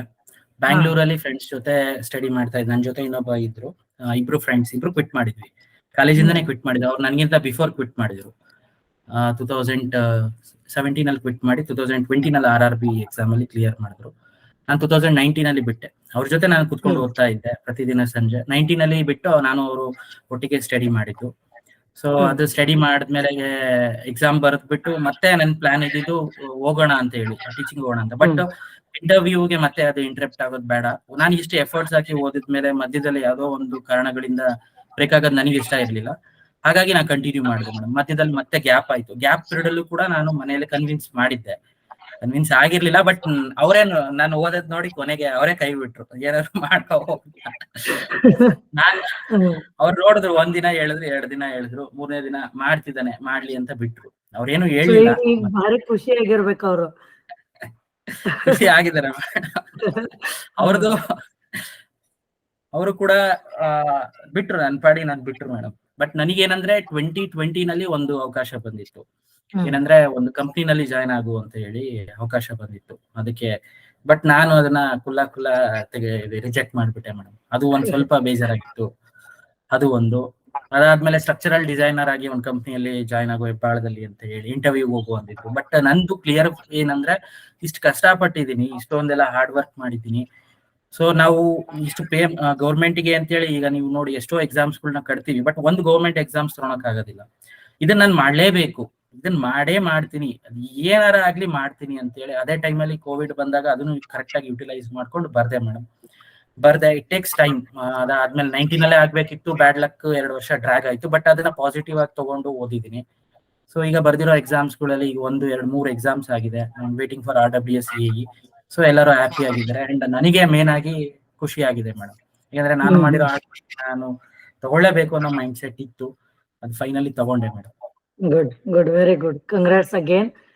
ಈಗ RWS AE ಅಟೆಂಡ್ ಮಾಡಿದ್ರಲ್ಲ ನೀವು, ಸೊ ಎಷ್ಟು ಮಾರ್ಕ್ಸ್ ಎಕ್ಸ್ಪೆಕ್ಟ್ ಮಾಡಕತ್ತೀರಿ, ಇಫ್ ಐ ಕ್ಯಾನ್ ಆಸ್ಕ್? ನಂದು ಬಂದ್ಬಿಟ್ಟು 367.5 ಆಗಿದೆ ಔಟ್ ಆಫ್ 600. ಗ್ರೇಟ್. ಅಥವಾ 445 ಆಗಿದೆ. Okay, good. ಆಮೇಲೆ ಇನ್ನೊಂದು ದರ್ಶನ್ ಇಂಪಾರ್ಟೆಂಟ್. ಸೊ ಈಗ ನೀವು 4 years ಪೀರಿಯಡ್ ಏನ್ ಹೇಳಿದ್ರಲ್ಲ, so you attended various exams, BMRCL, PWD first time exam, second exam. So ಆಮೇಲೆ SSC JE ಅಟೆಂಡ್ ಮಾಡಿದ್ರಿ ನೀವು? ಇಲ್ಲ, SSC JE ಮಾಡಿಲ್ಲ ಮೇಡಮ್. 19 ಇಂದ ಬಂದ ಎಕ್ಸಾಮ್ಸ್ ಗಳಿಗೆ ಫೋಕಸ್ ಮಾಡಿದೀನಿ. ಮೋಸ್ಟ್ಲಿ ಅವಾಗ BBMP ಆಗಿತ್ತು ಎಕ್ಸಾಮು. BBMP ಎಕ್ಸಾಮ್ BWSSB ಏನೋ ಆಗಿತ್ತಲ್ಲ, ಯಾವ್ದೋ ಆಗಿತ್ತು. BWSSB, ಹೌದು, BWSSB ಆಗಿತ್ತು ಮೇಡಮ್. 19 ಅಲ್ಲಿ BWSSB, BMRCL ಮತ್ತೆ PWD 3 ಆಯ್ತು ಎಕ್ಸಾಮ್ಸ್ ಗಳು. ಓಕೆ. ಸೊ ನೀವೀಗ ಪ್ರಿಪೇರ್ ಆಗ್ತಿರ್ತೀರಲ್ಲ, ಸೊ ಇವು ಡಿಫ್ರೆಂಟ್ ಎಕ್ಸಾಮ್ಸ್ ಗೆ ಡಿಫ್ರೆಂಟ್ ಸಿಲೆಬಸ್ ಇತ್ತು. ಸೊ ಹೆಂಗ್ ಅದನ್ನ ಕಾನ್ಸಂಟ್ರೇಷನ್ ಕೊಟ್ರಿ? The reason why I am asking this is before hand. Okay, so ಇವಾಗ ನೋಡ್ರಿ, JE ಸಿಲೆಬಸ್ ಪೇಪರ್ 2 ಏನ್ ಮಾಡ್ಯಾರು, ಕಮ್ಯುನಿಕೇಶನ್ ಅಂತ ಮಾಡ್ಯಾರ, ಇಂಗ್ಲಿಷ್, ಕನ್ನಡ, ಕಂಪ್ಯೂಟರ್. ಆಮೇಲೆ AE ಒಂದು MCQs ಪ್ಯಾಟರ್ನು. ಇವಾಗ ನೋಡ್ರಿ, RWS AEE ಸ್ವಲ್ಪ ಡಿಫ್ರೆಂಟ್ ಸಿಲೆಬಸ್. ಈ PWD AE ಡಿಫ್ರೆಂಟ್ ಇತ್ತು, JE ಸ್ವಲ್ಪ ಡಿಫ್ರೆಂಟ್ ಇತ್ತು. ಆಮೇಲೆ when it came to KPTCL, KRIDL ಅವ್ರಂತೂ ಡೈರೆಕ್ಟ್ಲಿ VTU ಸಿಲೆಬಸ್ ಅಂತ ಹೇಳಿದ್ರು. ಆಮೇಲೆ RWS AE ಬಂದ ತಕ್ಷಣ ಅದೊಂದ್ 2 subject environment studies and management ಅದು ಆಡ್ ಮಾಡಿದ್ರು. ಆಮೇಲೆ ಈಗ ಹೊಸದು PWD AEE ಡಿಸ್ಕ್ರಿಪ್ಟಿವ್ ಅಂತ ಹೇಳ್ಯಾರು. That too it's like 4 different papers for technical. So ಪ್ರತಿ ಪೇಪರ್ ಲೈಕ್ 1 ಸೆಕ್ಷನ್ ಅಂದ್ರೆ 2-3 ಸಬ್ಜೆಕ್ಟ್ಸ್ ಕಂಬೈನ್ ಮಾಡಿ ಮಾಡ್ತಾರೋ. That too it is descriptive. So ನೀವು ಅವಾಗ ಹೆಂಗ್ ನೀವು ಅಂದ್ರೆ ನಿಮ್ ಪೀರಿಯಡ್ ಒಳಗ ಡಿಫ್ರೆಂಟ್ ಎಕ್ಸಾಮ್ಸ್ ಹೆಂಗ್ ಕಾನ್ಸಂಟ್ರೇಷನ್ ಕೊಡ್ತಿದ್ರಿ? Same way how you can relate that for the students who are preparing for these different patterns now? Madam, ಈಗ JE ನಮಗೆ JE ಆಪ್ಷನ್ಸ್ ಡಿಪ್ಲೊಮಾ ಮಾಡಿದವ್ರಿಗೆ ಇದೆ, ಅದು ಒಂದು ಅವರಿಗೆ ಗಿಫ್ಟ್ ಅದು. ಬಿಕಾಸ್ ಅದೇ ಇಂಜಿನಿಯರ್ಸ್ ಗೆ JE ಬಿಟ್ರೆ ಬಹಳ ಕಾಂಪಿಟೇಷನ್ ಆಗುತ್ತೆ. JE ಪ್ರಿಪರೇಷನ್ ಮಾಡ್ಬೇಕಾದ್ರೆ GS ಕಾಮನ್ ಇದೆ. RWS AE ಅಥವಾ ಯಾವುದೇ ಎಕ್ಸಾಮ್ಸ್ ಗಳು ಮಾಡೋದಾದ್ರೂ ಕೂಡ GS ಕಾಮನ್ ಇದೆ. ಅದೇ ತರ PWD AEE ಮಾಡೋದಿದ್ರು ಕೂಡ GS ಕಾಮನ್ ಇದೆ. ಸೊ GS ನ ಫಸ್ಟ್ ಕ್ಲೀನ್ ಆಗಿ ಮುಗಿಸ್ಕೊಬೇಕು ಮೇಡಮ್. ಸಿಲೆಬಸ್ ಪ್ರಕಾರ GS ಮುಗಿಸ್ಕೊಬೇಕು. ಅದು ಯಾವುದೇ ಆಯಾಮದಲ್ಲಿ ಯಾವುದೇ ಎಕ್ಸಾಮ್ಸ್ ಬಂದ್ರು ಲಾಸ್ ಮಾಡೋದಿಲ್ಲ, ಫಸ್ಟ್ ಪಾಯಿಂಟ್. ಎರಡನೇದು, ಯಾರಿಗೆ JEE ಆಪ್ಷನ್ಸ್ ಇದೆ ಅವರಿಗೆ AE ಪ್ರಿಪರೇಷನ್ ಟೆಕ್ನಿಕಲ್ ಸಿಲೆಬಸ್ ಓದೋದ್ಕಿಂತ ಒಂದು ಸ್ಟೆಪ್ ಆರಾಮಾಗಿ ಓದ್ಬೋದು, ಕನ್ನಡ, ಕಂಪ್ಯೂಟರ್ ಮತ್ತೆ ಇಂಗ್ಲಿಷ್ ಅನ್ನ. ಸೊ ಅದಕ್ಕೆ ಹೆಚ್ಚಿನ ಸಮಯ ಏನ್ ಬೇಕಾಗಲ್ಲ ಮೇಡಮ್. ಒಂದು ಕಮ್ಮಿ ಟೈಮ್ ಒಳಗಡೆ ಆ ಸಿಲೆಬಸ್ ನ ಮುಗಿಸ್ಕೊಬಹುದು. ನಾನು ಏನ್ ಹೇಳ್ತೀನಿ ಅಂದ್ರೆ ಆ ಸಿಲೆಬಸ್ ಮುಗಿಸ್ಕೊಳ್ಳಿ, ರಿವಿಷನ್ ಮಾಡಿ. ಆಮೇಲೆ ಕೆಲವೊಬ್ಬರಿಗೆ ಟೆಕ್ನಿಕಲ್, ನಾನ್ ನೋಡಿದಾಗೆ ಕೆಲವೊಬ್ರು ಬಹಳ ಸ್ಟ್ರಾಂಗ್ ಇರ್ತಾರೆ ಈ ಏರಿಯಾದಲ್ಲಿ. ಏನೋ ಕನ್ನಡ ಅಂದ್ರೆ FTA ಓದ್ತಿರ್ತಾರೆ, ಅಥವಾ ಅವ್ರಿಗೆ ಕನ್ನಡ, ಇಂಗ್ಲಿಷ್, ಕಂಪ್ಯೂಟರ್ ಸ್ಟ್ರಾಂಗ್ ಇರುತ್ತೆ. ನಿಮಗೆ ಅದು ಸ್ಟ್ರಾಂಗ್ ಇದೆ ಅಂದ್ರೆ ನೀವು ಫಸ್ಟ್ ಅದನ್ನ ಫೋಕಸ್ ಮಾಡಿ. ಯಾಕಂದ್ರೆ ಈಗ ಈ ಟೆಕ್ನಿಕಲ್ ಸ್ಟ್ರಾಂಗ್ ಇರೋರು ಅದಕ್ಕೂ ಪ್ರಿಪರೇಷನ್ ಮಾಡ್ಬೇಕಾಗುತ್ತೆ. ನೀವು ಫಸ್ಟ್ ಅದನ್ನ ಪ್ರಿಪರೇಷನ್ ಮಾಡಿ, ಅದು ಸ್ಟ್ರಾಂಗ್ ಇದ್ರೆ ನಂತರ AE ಟೆಕ್ನಿಕಲ್ ಸಿಲೆಬಸ್ ಓದಿ. ನಿಮಗೆ ಎಕ್ಸಾಮ್ಸ್ ಗಳು ಸ್ವಲ್ಪ ಗ್ಯಾಪ್ ಬಿಟ್ಟು ಬಂದ್ರೆ ಬಹಳ ಅಡ್ವಾಂಟೇಜಸ್ ಇರುತ್ತೆ. ಈಗ ಇವತ್ತಿನ ದಿನ JE ಇದೆ, ನಾಳೆ ದಿನ AE ಇದೆ ಅಂದ್ರೆ ನೀವು ಕರೆಕ್ಟ್ ಆಗಿ ಒಂದು ಟೈಮ್ ಪ್ಲಾನ್ ಮಾಡ್ಬೇಕು. ಟೈಮ್ ಪ್ಲಾನ್ ಮಾಡ್ಕೊಂಡ್ಬಿಟ್ಟು ಅದ್ರ ಪ್ರಕಾರ ಓದ್ಕೊಬೇಕು ಮೇಡಮ್. ಬಟ್ ಯಾರು ಇಂಜಿನಿಯರಿಂಗ್ ಮಾಡ್ಕೊಂಡು ಓದ್ತಿರಲ್ಲ ಅವರಿಗೆ AE AEE ಎರಡು ಎಕ್ಸಾಮ್ಸ್ ಗಳು ಬರುತ್ತೆ. ಸೊ ನಾನ್ ಹೇಳುವಂತದ್ದು ಫ್ರೆಶರ್ಸ್ ಅಥವಾ ಯಾರು ಅಟೆಂಪ್ಟ್ ಮಾಡ್ತಾ ಇರ್ತಾರಲ್ಲ ಅವರಿಗೆ ನಾ ಹೇಳುವಂತದ್ದು, AE ನೀವು ಕ್ಲಾಸ್ AE ನೀವು ಏನು ಓದ್ಬೇಕಾದಾಗ AEE ಪ್ರಿಪರೇಷನ್ ಸೈಮಲ್ಟೇನಿಯಸ್ಲಿ ಮಾಡಿ, ಇಫ್ ಟೈಮ್ ಪರ್ಮಿಟ್ಸ್. ಈಗ ಸಡನ್ ಆಗಿ ಈಗ ಯಾವ್ದೇ ಎಕ್ಸಾಮ್ಸ್ ಇಲ್ಲ, ನಾನು ಈಗ ಯಾಕಂದ್ರೆ ಕೆಲವೊಬ್ರು ರಿಸ್ಟ್ರಿಕ್ಟೆಡ್ ಸಿಲೆಬಸ್ ಓದಿರ್ತಾರೆ. ಈಗ RWS AE ಅಂದ್ರೆ ಅಷ್ಟೇ ಕನ್ಸ್ಟೆಂಟ್ ಆಗಿ ಓದಿರ್ತಾರೆ, ಬಟ್ ಫುಲ್ ಸಿಲೆಬಸ್ ಇರೋದಿಲ್ಲ. ಪ್ರತಿಯೊಂದು ಎಕ್ಸಾಮ್ಸ್ಗೂ ಒಂದೊಂದು ಪ್ರಿಪರೇಷನ್ ಮಾಡ್ಬೇಕಾಗುತ್ತೆ. ಅದ್ರ ಬದಲು ಟೈಮ್ ಇದ್ದಾಗ, ಅಂದ್ರೆ ಸಡನ್ ಎಕ್ಸಾಮ್ಸ್ ಇಲ್ಲದೆ ಇದ್ದಾಗ, ಗ್ಯಾಪ್ ಪೀರಿಯಡ್ ಅಂತ ಏನಿರುತ್ತಲ್ಲ, ಅವಾಗ AE AEE ಎರಡು ಪ್ರಿಪರೇಷನ್ ಒಟ್ಟಿಗೆ ಮಾಡಿದ್ರೆ, AEE ನೀವು ಅದು ಪ್ರಿಪರೇಷನ್ ಮಾಡಿ ಅದನ್ನ ನೋಟ್ಸ್ ಮಾಡ್ಕೊಂಡು ಅದನ್ನ ಇಟ್ಕೊಂಡಿದ್ರೆ, ನೀವು AE ಎಕ್ಸಾಮ್ಸ್ ಇದ್ರೆ AE ಬರ್ಕೊಳ್ಳಿ, AEE ಇದ್ರೆ ಅದನ್ನ ಪ್ರಿಪರೇಷನ್ ಮಾಡಿ. ಎರಡು ಒಂದಕ್ಕೊಂದು ವರದಾನನೇ. AEE ನಮಗೆ ಏನಂದ್ರೆ ಸ್ವಲ್ಪ ಹಾರ್ಡ್ ವರ್ಕಿಂಗ್ ಕೇಳುತ್ತೆ, ಒಂದು ಶ್ರದ್ಧೆ ಬೇಕು. AE ಅಂದ್ರೆ ಆಬ್ಜೆಕ್ಟಿವ್ ಆಗುತ್ತೆ. AE ಆಬ್ಜೆಕ್ಟಿವ್ಸ್ ಒಳಗಡೆ ಕೆಲವೊಬ್ಬರಿಗೆ ಆಬ್ಜೆಕ್ಟಿವ್ಸ್ ಮಾಡೇ ಬಹಳ ಇದಿರುತ್ತೆ, ಅವರಿಗೆ ಒಂದು ನೆಗೆಟಿವ್ ಮೈಂಡ್ ಸೆಟ್ ಇರುತ್ತೆ, ಇದಾಗಲ್ಲ ಅಂತ. ಬಟ್ ಎರಡನ್ನೂ ಸೈಮಲ್ಟೇನಿಯಸ್ಲಿ ಮಾಡಿದ್ರೆ ಬೆನಿಫಿಟ್ ಜಾಸ್ತಿ ಇರುತ್ತೆ. ಎರಡೂ AE ಪ್ರಿಪರೇಷನ್ ಮಾಡ್ಬೇಕಾದಾಗ AEE ಪ್ರಿಪರೇಷನ್ ಮಾಡ್ಕೊಂಡು, ಎಕ್ಸಾಮ್ AE ಇದ್ದಾಗ AE ಬರೀಬಹುದು, AEE ಎಕ್ಸಾಮ್ಸ್ ಅಥವಾ AE ಕ್ರಾಕ್ ಆದ್ರೆ AEE ಎಕ್ಸಾಮ್ಸ್ ಅಥವಾ AEE ಎಕ್ಸಾಮ್ಸ್ ಫೋಕಸ್ ಮಾಡ್ಬೋದು. ಪ್ರಿಯಾರಿಟಿ ವೈಸ್ ಹೇಳೋದಾದ್ರೆ ನಿಮ್ ಸ್ಟ್ರಾಂಗ್ ಏರಿಯಾ ಫಸ್ಟ್ ನೋಡ್ಕೊಳ್ಳಿ. JEE ನಾನು ಹೇಳುವಂತ JEE ಕಂಪ್ಯಾರಿಟಿವ್ಲಿ AE ಗಿಂತ ಕಾಂಪಿಟೇಷನ್ ಲೆಸ್ ಇದೆ ನಾನು ನೋಡಿರೋ ಹಾಗೆ. ಸೊ ಹಾಗಾಗಿ JEE ಫಸ್ಟ್ ಪ್ರಿಪರೇಷನ್ ಮಾಡಿ. JEE ಡಿಪ್ಲೊಮಾ ಹೋಲ್ಡರ್ಸ್ ಅಷ್ಟೇ ಇದೆ, ಜೊತೆಗೆ AE ಪ್ರಿಪರೇಷನ್ ಮಾಡಿ ಇಟ್ಕೊಂಡಿರಿ. ಎರಡು ಎಕ್ಸಾಮ್ಸ್ ಗಳಿಗೆ ಗ್ಯಾಪ್ ಪೀರಿಯಡ್ ಹೆಂಗ್ ಬರುತ್ತೆ ಅಥವಾ ಒಂದೇ ಅಕ್ಕಪಕ್ಕ ಇದ್ದಾಗ ನಾನು ಅದಕ್ಕೆ ಟೈಮ್ ಹೆಂಗ್ ಮ್ಯಾನೇಜ್ಮೆಂಟ್ ಮಾಡ್ಬೇಕು ಅಂತ ತಿಳ್ಕೊಂಡು ಅದಕ್ಕೆ ಪ್ರಿಯಾರಿಟಿ ವೈಸ್ ಓದಿದ್ರೆ ಸಕ್ಸಸ್ ಆಗುತ್ತೆ. ನಾನು ಬಹಳಷ್ಟು ಜನ ನೋಡಿದೀನಿ, PW JEE ಆಗಿದ್ದಾರೆ, PW AE ಆಗಿದ್ದಾರೆ, ಮೊನ್ನೆ AE ಆಗಿ RWS JEE ಆಗಿರೋದಿದ್ದಾರೆ. ಸೊ ಅವರು ಆ ತರದ್ದು ಶೆಡ್ಯೂಲ್ ಅನ್ನ, ಆ ತರದ್ದು ರೀಡಿಂಗ್ ನ ಮಾಡಿರ್ತಾರೆ. ಸೊ ಸಾಧ್ಯ ಇದೆ ಆ ಮೈಂಡ್ ಸೆಟ್ ನ ಮತ್ತೆ ಅದಕ್ಕೆ ಬೇಕಾದ ತಯಾರಿನ ಮಾಡ್ಕೊಂಡು ಓದ್ಬೇಕಾಗುತ್ತೆ. ಸೊ ಈಗ ನೀವು ಪ್ರಿಪೇರ್ ಆಗ್ತಿರ್ತೀರಲ್ಲ, okay, like for example any one subject surveying ಅಂತ ತಿಳ್ಕೊರಿ. ಸೊ ಅದನ್ನ ಡಿಸ್ಕ್ರಿಪ್ಟಿವ್ ಅಥವಾ MCQ ಪ್ಯಾಟರ್ನ್, ಸೊ ಎರಡಕ್ಕೂ ನಾವು ಪ್ರಿಪೇರ್ ಆಗ್ಬೇಕಂದ್ರ ಏನಾದ್ರೂ ಡಿಫ್ರೆನ್ಸ್ ಇರ್ತೈತಿ ಪ್ರಿಪರೇಷನ್ ಮೆಥಡಾಲಜಿ ಒಳಗ? ಇರುತ್ತೆ ಮೇಡಮ್. ಅಂದ್ರೆ ಈಗ ಕೆಲವೊಮ್ಮೆ ಕೆಲವೊಂದು ಡಿರೈವೇಶನ್ಸ್ ಇರುತ್ತೆ. ಈಗ ಫಾರ್ ಎಕ್ಸಾಂಪಲ್ ಇಂಟೀರಿಯರ್ ಆಂಗಲ್ಸ್ ಗಳನ್ನ ಕಂಡುಹಿಡಿದಾಗಿರ್ಲಿ, ಸರ್ವೇಯರ್ ಅಲ್ಲಿ, ಸರ್ವೇಯಿಂಗ್ ಚಾಪ್ಟರ್ಸ್ ಅಲ್ಲಿ ಕೆಲವೊಂದು ಡಿಸ್ಕ್ರಿಪ್ಟಿವ್ ಇರುತ್ತೆ. ಅಂದ್ರೆ ಅದರಲ್ಲಿ ಸ್ವಲ್ಪ ಒಳಗಡೆ ಡೀಟೇಲ್ ಆಗಿ ಓದುವಂತದ್ದು ಇರುತ್ತೆ, ಅದಕ್ಕೆ ಬೇಕಾದ ಪ್ರಿಪರೇಷನ್ ಮಾಡ್ಬೇಕು. ಇದೀಗ ನಾವು AE ಪ್ರಿಪರೇಷನ್ ಮಾಡ್ಬೇಕಾದಾಗ ಜಸ್ಟ್ ಒಂದು ಫಾರ್ಮುಲಾ ನಾವು ತಗೊಂಡ್ಬಿಡ್ಬೋದು, back bearing of this line minus fore bearing of the line is equal to interior angle ಅಂತೀವಿ. ಬಟ್ ಅದ್ರೊಳಗಡೆ ಕೆಲವೊಂದು ಡಿರೈವೇಶನ್ಸ್, ಕೆಲವೊಂದು ಲೋಕಲ್ ಅಟ್ರಾಕ್ಷನ್ ಕಂಡುಹಿಡಿಬೇಕಾದಾಗ ಕೆಲವೊಂದು ದೊಡ್ಡ ಮಟ್ಟದ ಪ್ರಾಬ್ಲಮ್ ಬಿಡಿಸುವಂತದ್ದು ಏನೋ ಕನ್ವೆನ್ಷನ್ ಆಗಿ ಇರುತ್ತೆ ಬರೆಯೋದಾದ್ರೆ.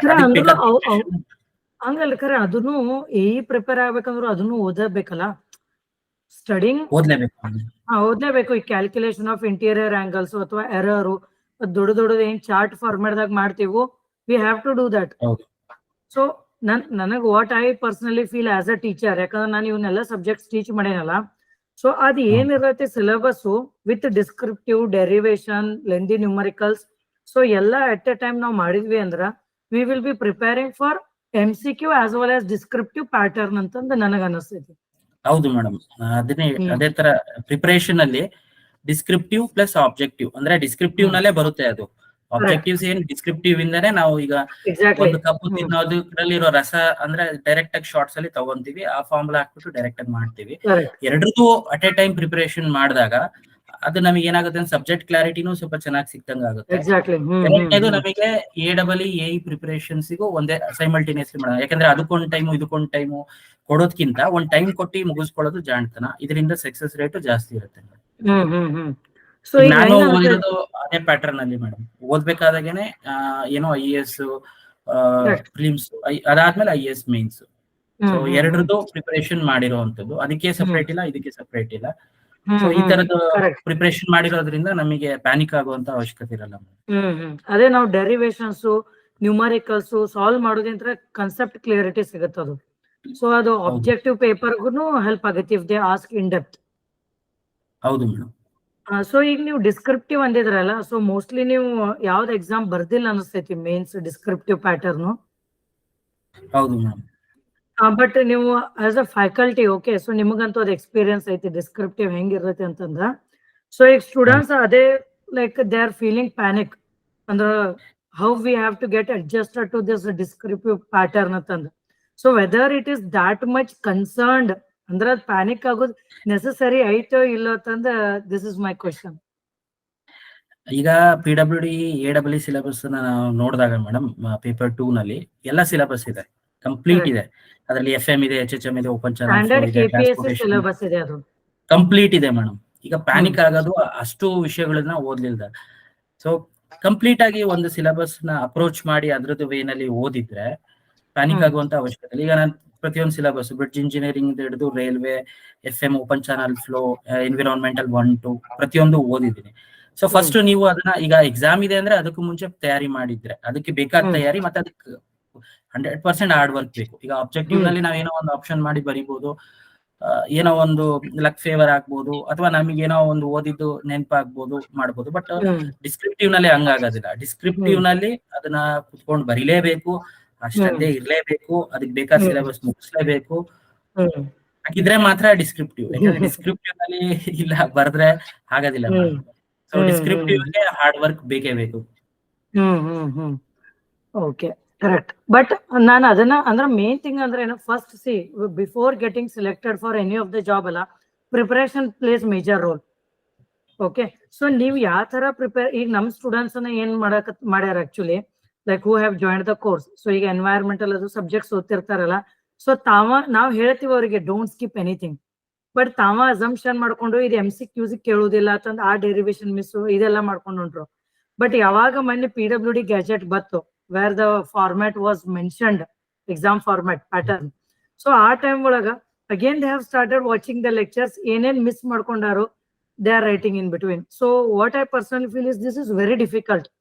ರೀವರ್ಕ್ ಮಾಡೋದು ಇಟ್ಸ್ ವೆರಿ ಡಿಫಿಕಲ್ಟ್. ಹುಡುಗರು ಕೂಡ ಓದ್ಬೇಕಾದಾಗ ಇದೇ ಒಂದು ಮೈಂಡ್ ಸೆಟ್ ಅಲ್ಲಿ, ಅಂದ್ರೆ ಬಹಳ ಪ್ಯಾನಿಕ್ ಮಾಡ್ಕೊಂಡಂಗೆ. ಹೌದು, ನಾನು ಖುಷಿ ಪಟ್ಟು ಯಾರು ಓದ್ತಾರಲ್ಲ ಅವರಿಗೆ ಇದು ದೊಡ್ಡ ಚಾಲೆಂಜ್ ಆಗಲ್ಲ ಮೇಡಮ್.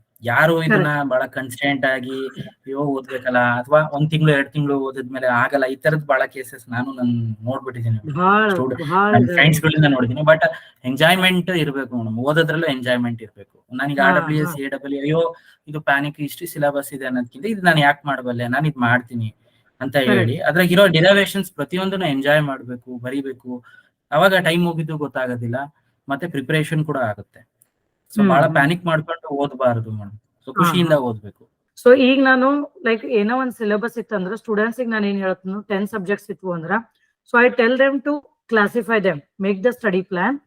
ಸೊ ಫಸ್ಟ್ ಸಬ್ಜೆಕ್ಟ್ ನೀವು ಯಾವ್ದು ಒಂದು 15 days ಅಲಾಟ್ ಮಾಡಿದ್ರ ಅಂದ್ರ forget about rest 9 subjects. So students ಏನ್ ಮಾಡ್ತಾರು, ಇದು 1 ಸಬ್ಜೆಕ್ಟ್ ಓದ್ತಿರ್ತಾರಲ್ಲ, they will think of other subjects, whether I will be able to study or not, I don't like this subject, I hate this subject, this is difficult ಅಂತ ಆ feel ತಿಂತರ present subject ಗೆ impact ಆಗ್ತಿರತ್ತೆ ಅವರಿಗೆ. So ಅದಕ್ಕೆ ನಾನೇನ್ ಹೇಳ್ತೀನಿ, ನೀವು ಯಾವ subject ಓದ್ತಿರ್ತಿರಲ್ಲ ಅದು ಒಂದೇ ಇದೆ ಸಿಲೆಬಸ್ ಅಲ್ಲಿ, there are no other subjects. So ಅದನ್ನ ಒಂದು ನೀಟಾಗಿ ಎಂಜಾಯ್ ಮಾಡ್ಕೊಂಡು ಓದ್ರಿ. Then once that is done, forget it and forget rest other 8 subjects. Start with the second subject. So ಇದರಿಂದ ಏನಾಗ್ತೈತಿ, ನಮ್ದು ಪ್ಯಾನಿಕ್ನೆಸ್, ಯಾಕಂದ್ರೆ ನಾನು ನಿಮಗೆ ಮೊದಲಾದ್ರೂ ಹೇಳಿನಿ, ಇದ್ರ ಒಳಗೆ ಹಾರ್ಡ್ ವರ್ಕ್ ಜೊತೆ ನಿಮ್ದು self motivation plays very very major roll. ಯಾಕಂದ್ರೆ ಇದು ಯಾವ್ದೋ ಒಂದು ಎಕ್ಸಾಮ್ ವಿತ್ ಸಮ್ 2-3 ಸಬ್ಜೆಕ್ಟ್ಸ್ ಅದ ಎಕ್ಸಾಮ್ ಅಲ್ಲ ಇದು. ಗುಡ್. ನೀವ್ ಹೇಳ್ದಾಗೆ ನಾನು ಓದ್ಬೇಕಾದಾಗೂನು ನೀವ್ ಹೇಳ್ದಾಗೆ ಒಂದ್ ಟಾಪಿಕ್ ಒಂದ್ ಸಬ್ಜೆಕ್ಟ್ ಓದ್ಬೇಕಾದಾಗ ಬೇರೆ ಸಬ್ಜೆಕ್ಟ್ಸ್ ಎಲ್ಲ ಯೋಚನೆ ಮಾಡ್ತಿರ್ಲಿಲ್ಲ. ಆ ಸಬ್ಜೆಕ್ಟ್ ಮುಗಿಸೋದು, ಆ ಸಬ್ಜೆಕ್ಟ್ ಮುಗಿಸಿ ಬೇಕಾದ್ರೆ ಶಾರ್ಟ್ ನೋಟ್ಸ್ ಮಾಡ್ಕೊಳ್ಳಿ, ಇನ್ನೊಂದ್ ಸಬ್ಜೆಕ್ಟ್ ಓದ್ಬೇಕಾದ್ರೆ ನನಗೆ ನೆನಪಾರುತ್ತೆ ಅನ್ನೋದಾದ್ರೆ ಅದನ್ನ ತೆಗೆದು ನೋಡ್ತೀರಿ, ಸೊ ದಟ್ ಹೇಳಿದ್ ನೆನಪಿರ್ಲಿ. ಬಟ್ ಒಂದ್ ಸಬ್ಜೆಕ್ಟ್ ಓದ್ಬೇಕಾದಾಗ ಇನ್ನೊಂದು ಸಬ್ಜೆಕ್ಟ್ ನ ಮಿಕ್ಸ್ ಮಾಡೋದು ಬೇಕಿಲ್ಲ ಮ್ಯಾಮ್, ಅನ್ನೆಸೆಸರಿ. ಅದು ಓದಕ್ಕಾಗುತ್ತೋ ಓದಕ್ಕಾಗಲ್ಲ. ಈ ಸಬ್ಜೆಕ್ಟ್ ಫಸ್ಟ್ ಮುಗಿಸಿ, ಇದು ಈ ಸಬ್ಜೆಕ್ಟ್ ಇಂದ ಏನ್ ಮಾರ್ಕ್ಸ್ ಬರುತ್ತೆ ಅದನ್ನ ಫಸ್ಟ್ ಕ್ಲೀನ್ ಆಗಿ ತಗೊಬೇಕು. ಅದಾದ್ಮೇಲೆ ನೆಕ್ಸ್ಟ್ ಸಬ್ಜೆಕ್ಟ್ ಪ್ರಿಪರೇಷನ್ ಮಾಡ್ಕೊಂಡು ಹೋಗ್ಬೇಕು. ಎಲ್ಲದೂ ಒಂದೇ ಸಲ ಯೋಚನೆ ಮಾಡೋದ್ರಿಂದ ಏನು ಬೆನಿಫಿಟ್ ಇರೋದಿಲ್ಲ ಮೇಡಮ್. ನೀವೇನ್ ಹೇಳಿದ್ರಲ್ಲ ಅದೇ ತರ ನನ್ ಪ್ರಿಪರೇಷನ್ ಕೂಡ ಇದ್ದಿತ್ತು. ಸೊ ಪ್ಯಾನಿಕ್ ಆಗುದಿಲ್ಲ. ಆಮೇಲೆ ಇನ್ನೊಂದ್ ಹೇಳಿದ್ರೆ ದರ್ಶನ್, ನೀವು ಫ್ಯಾಕಲ್ಟಿಯಾಗಿ ವರ್ಕ್ ಮಾಡೋ ಮುಂದ ಸೊ ಅವಾಗನು ಪ್ರಿಪೇರ್ ಮಾಡ್ತಿದ್ರಿ ಅಂತಂದ.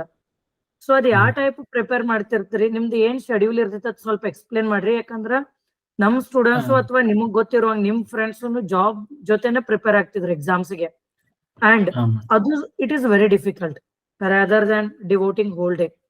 ಬಟ್ ಏನೋ ಒಂದ್ ಕಾರಣಾಂತರದಿಂದ ಅವ್ರು ಮಾಡ್ತಿರ್ತಾರೆ, ಬಿಕಾಸ್ ಆಫ್ ಫೈನಾನ್ಷಿಯಲ್ ಕಮಿಟ್ಮೆಂಟ್ ಅಥವಾ ಎಕ್ಸ್ಪೀರಿಯನ್ಸ್ ಅದ್ ಮಾಡ್ತಿರ್ತಾರೆ. ಸೊ ಅದನ್ನೊಂದ್ ಸ್ವಲ್ಪ ಇನ್ಪುಟ್ಸ್ ಕೊಡ್ರಿ. ಆಕ್ಚುಲಿ ನಂದು ಕಾಲೇಜ್ 9 to 5 ಇರ್ತಿತ್ತು ಮೇಡಮ್, ಸ್ಟಾರ್ಟಿಂಗ್ 9 ರಿಂದ 5 ಗಂಟೆ. ಸೊ ಏನ್ ಮಾಡ್ತಿದ್ದೆ, 5 o'clock ಆದ್ಮೇಲೆ ಎಕ್ಸಾಕ್ಟ್ಲಿ ಮನೆಗೆ ಬಂದ್ಬಿಟ್ಟು 5:30, 5:45 ಸ್ಟಾರ್ಟ್ ಮಾಡಿ ರಾತ್ರಿ 11-12 ತನಕ ಓದ್ತಾ ಇದ್ದೆ. ಸೊ 6 hours ನಾನು ಯುಟಿಲೈಸ್ ಮಾಡ್ತಾ ಇದ್ದೆ. ಕೆಲವೊಮ್ಮೆ 1 ಗಂಟೆ ತನಕ. ಅಂದ್ರೆ ನಮ್ದು ಓದ್ಬೇಕಾದಾಗ ಹಿಂಗಂದ್ರೆ ಈಗ ಇದು ಓದ್ಬೇಕು ಅಂದ್ರೆ ಅದ್ ಮುಗಿಸೋವರೆಗೂ ಓದ್ಬೇಕು. ಅದ್ 2 hour ಜಾಸ್ತಿ ತಗೊಬಹುದು, ಕಮ್ಮಿ ತಗೊಬಹುದು ನಾವು. ಬಟ್ ಅದು ನಾನ್ ಮುಗಿಸ್ಕೊಂಡು ನಂದು ಇನ್ನೊಂದೇನಂದ್ರೆ ನಾನ್ ಮಲಗ್ಬೇಕಾದಾಗ ಏನು ಕ್ಯಾರಿ ಮಾಡಕ್ ಇಷ್ಟಪಡ್ತಿರ್ಲಿಲ್ಲ. ಇದು ಓದಿದೀನಿ ಅಂದ್ರೆ ಮುಗಿಸಿ ಮಲ್ಕೊಳಕ್ ಇಷ್ಟಪಡ್ತಿದ್ದೆ. ಯಾಕಂದ್ರೆ ಅದು ಇನ್ನು ಓದ್ಬೇಕಲ್ಲ ಅನ್ನೋ ಮೈಂಡ್ ಸೆಟ್ ಇಟ್ಕೊಂಡು ಮಲ್ಗಕ್ ನಾನು ಯಾವತ್ತೂ ಇಷ್ಟಪಡ್ತಿದ್ದೆ. ಸೊ ನಾನು 6 to 12 ಯೂಸ್ ಮಾಡ್ತಾ ಇದ್ದೆ ಮೇಡಮ್. ನನ್ ಪ್ರಿಪರೇಷನ್ ನಾನು ಬಂದ ತಕ್ಷಣ 6 to 12. ಆಮೇಲೆ ನಂದು ಹೇಗಿತ್ತು ಅಂದ್ರೆ, ನಾನು ಒಂದ್ಸಲ ಒಂದು ಟಾಪಿಕ್ ನ ಸಬ್ಜೆಕ್ಟ್ ನ ಪಾಠ ಮಾಡಿದ್ರೆ ಅಂದ್ರೆ ನೆಕ್ಸ್ಟ್ ಟೈಮ್ ಅಂದ್ರೆ ನಮಗೆ ಹೇಗಿತ್ತು ಅದು ಬರಿಬೇಕಿತ್ತು ಮೇಡಮ್. ನೋಟ್ಸ್ ನಾನೇ ಬರಿಬೇಕಿತ್ತು, ಹುಡುಗರಿಗೆ ನಾನೇ ಕೊಡ್ಬೇಕಿತ್ತು. ಸೊ ನಾನ್ ಬರಿತಾ ಇದ್ದೆ ಮೇಡಮ್. ನನ್ನ ನೋಟ್ಸ್ ನ ಅಂದ್ರೆ ನಾನೇ ಬರಿತಾ ಇದ್ದೆ. ಈಗ ಸರ್ವೇಯಿಂಗ್ ನಾನು ತಗೊಂಡಿದ್ದೆ. ಈಗ ನೀವು ಹೇಳ್ದಾಗೆ ಡಿಸ್ಕ್ರಿಪ್ಟಿವ್ ಪ್ಯಾಟರ್ನ್ ಅಲ್ಲೇ ನಾನು ಬರಿತಾ ಇದ್ದೆ. ಕ್ವಶನ್ಸ್ ಗಳು MCQs ಗಳು ಸಾಲ್ವ್ ಮಾಡಬೇಕಾದಾಗ ನಾನು ಗೇಟ್ ಕ್ವಶನ್ಸ್ ತೆಗಿತಾ ಇದ್ದೆ ಸೈಮಲ್ಟೇನಿಯಸ್ಲಿ. ಹೈಯರ್ ಕ್ವಶನ್ಸ್ ನೋಡ್ತಾ ಇದ್ದೆ. ಇದು ಇಲ್ಲಿದೆ. ಸೊ ಅದು ನಾನು ಸೈಮಲ್ಟೇನಿಯಸ್ಲಿ ನೋಡ್ತಾ ಇದ್ದೆ ಒಂದು ವ್ಯೂ ನಲ್ಲಿ. ಈಗ ನಾನು ಪಾಠ ಮಾಡ್ಬೇಕಾದ್ರೆ ಬರೀತಿದ್ದೆ, ಅದನ್ನ ಹೇಳ್ತಾ ಇದ್ದೆ.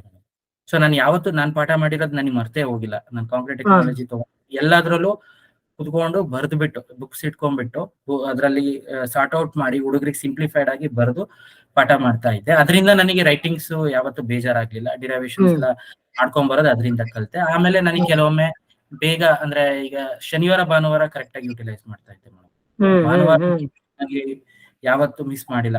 ಮತ್ ನನ್ನ ಪ್ರಿಪರೇಷನ್ ಒಂದ್ಸಲ ನಾನು ಪ್ರಿಪರೇಷನ್ ಮಾಡಿದ್ಮೇಲೆ ಸೆಕೆಂಡ್ ಪ್ರಿಪರೇಷನ್ಸ್ ಅಷ್ಟು ಟೈಮ್ ತಗೊಂತಿರ್ಲಿಲ್ಲ ಟೀಚಿಂಗ್ ಅಲ್ಲಿ. ಅಂದ್ರೆ ನಾವು ರಿಸರ್ವೇಷನ್ಸ್ ನ ಬರಿಬೇಕಾದಾಗ ವಿತೌಟ್ ಬುಕ್ ಬರೆಯೋದಕ್ಕೆ ನಾವು ಪ್ರಯತ್ನ ಮಾಡ್ತಿದ್ವಿ. ಯಾಕಂದ್ರೆ ಅದನ್ನ ಬರೆದ್ರೆ ದೇರ್ ಇಸ್ ನಥಿಂಗ್, ಏನು ಯೂಸ್ ಇರೋದಿಲ್ಲ. ಸೊ ಇದು ಮಾಡ್ತಾ ಇದ್ದೆ. ಆಮೇಲೆ ನಾನು 6 to 12 ಕರೆಕ್ಟ್ ಆಗಿ ಅಂದ್ರೆ ನನ್ನ ಜೊತೆ ಇನ್ನೊಬ್ಬ ಫ್ರೆಂಡ್ ಇದ್ದ, ಅವನ ಜೊತೆ ನಾನು ಸ್ಟಡಿ ಮಾಡ್ತಾ ಇದ್ದೆ. 6-12 ಡಿಸ್ಕಸ್ ಮಾಡ್ತಾ ಇದ್ವಿ. ಆಮೇಲೆ ಇನ್ನೊಂದೇನಂದ್ರೆ, ನಾನು ಒಂದು ಟಾಪಿಕ್ ಓದಿದ್ಮೇಲೆ ಅದ್ರದ್ದು IAS ಮತ್ತೆ ಗೇಟ್ ಕ್ವಶನ್ ಸಾಲ್ವ್ ಮಾಡ್ಬೇಕಾದ್ರೆ ನಂದು ಏನ್ ಸಿದ್ಧಾಂತ ಅಂದ್ರೆ, ಈಗ ನಾನು ಈ topic before attempting gate and IAS ನಾನು ಇದು ಓದಿದ್ಮೇಲೆ ನಾನು gate and IAS without solutions ನಾನೇ ಟ್ರೈ ಮಾಡ್ತಾ ಇದ್ದೆ. ಅದ್ರೊಳಗಡೆ ನನಗೆ 100 ಅಂದ್ರೆ ಈಗ 100 ಕ್ವಶನ್ಸ್ ಇದೆ ಅಂದ್ರೆ ನನಗೆ 80% ಅಕ್ಯುರಸಿ ಸಿಗ್ಲೇಬೇಕು ವಿತೌಟ್ ನೋಡದೇ ಇರೋದು. ಹಂಗಂದ್ರೆ ನಂದು ಕಾನ್ಸೆಪ್ಟ್ ಕ್ಲಾರಿಟಿ ಇದೆ ಅಂತ. ಯಾಕಂದ್ರೆ ನಾನು ಅದ್ರಾಗಿರೋ ಸೊಲ್ಯೂಷನ್ಸ್ ನೋಡಿ ವರ್ಕ್ ಮಾಡ್ತಿರ್ಲಿಲ್ಲ. ನನ್ ಫಸ್ಟ್ ಬ್ಯಾಕ್ ಗ್ರೌಂಡ್ ನಾನು ಪ್ರಿಪೇರ್ ಮಾಡ್ಬಿಟ್ಟು ಬೇಕಾಗಿರುವಂತ ಬ್ಯಾಕ್ ಗ್ರೌಂಡ್ ನ ಪ್ರಿಪೇರ್ ಮಾಡಿ ಆಮೇಲೆ ಕ್ವಶನ್ಸ್ ಗಳು ಸಾಲ್ವ್ ಮಾಡ್ತಾ ಇದ್ದೆ. ನಾನು ಚೆಕ್ ಮಾಡ್ತಾ ಇದ್ದೆ.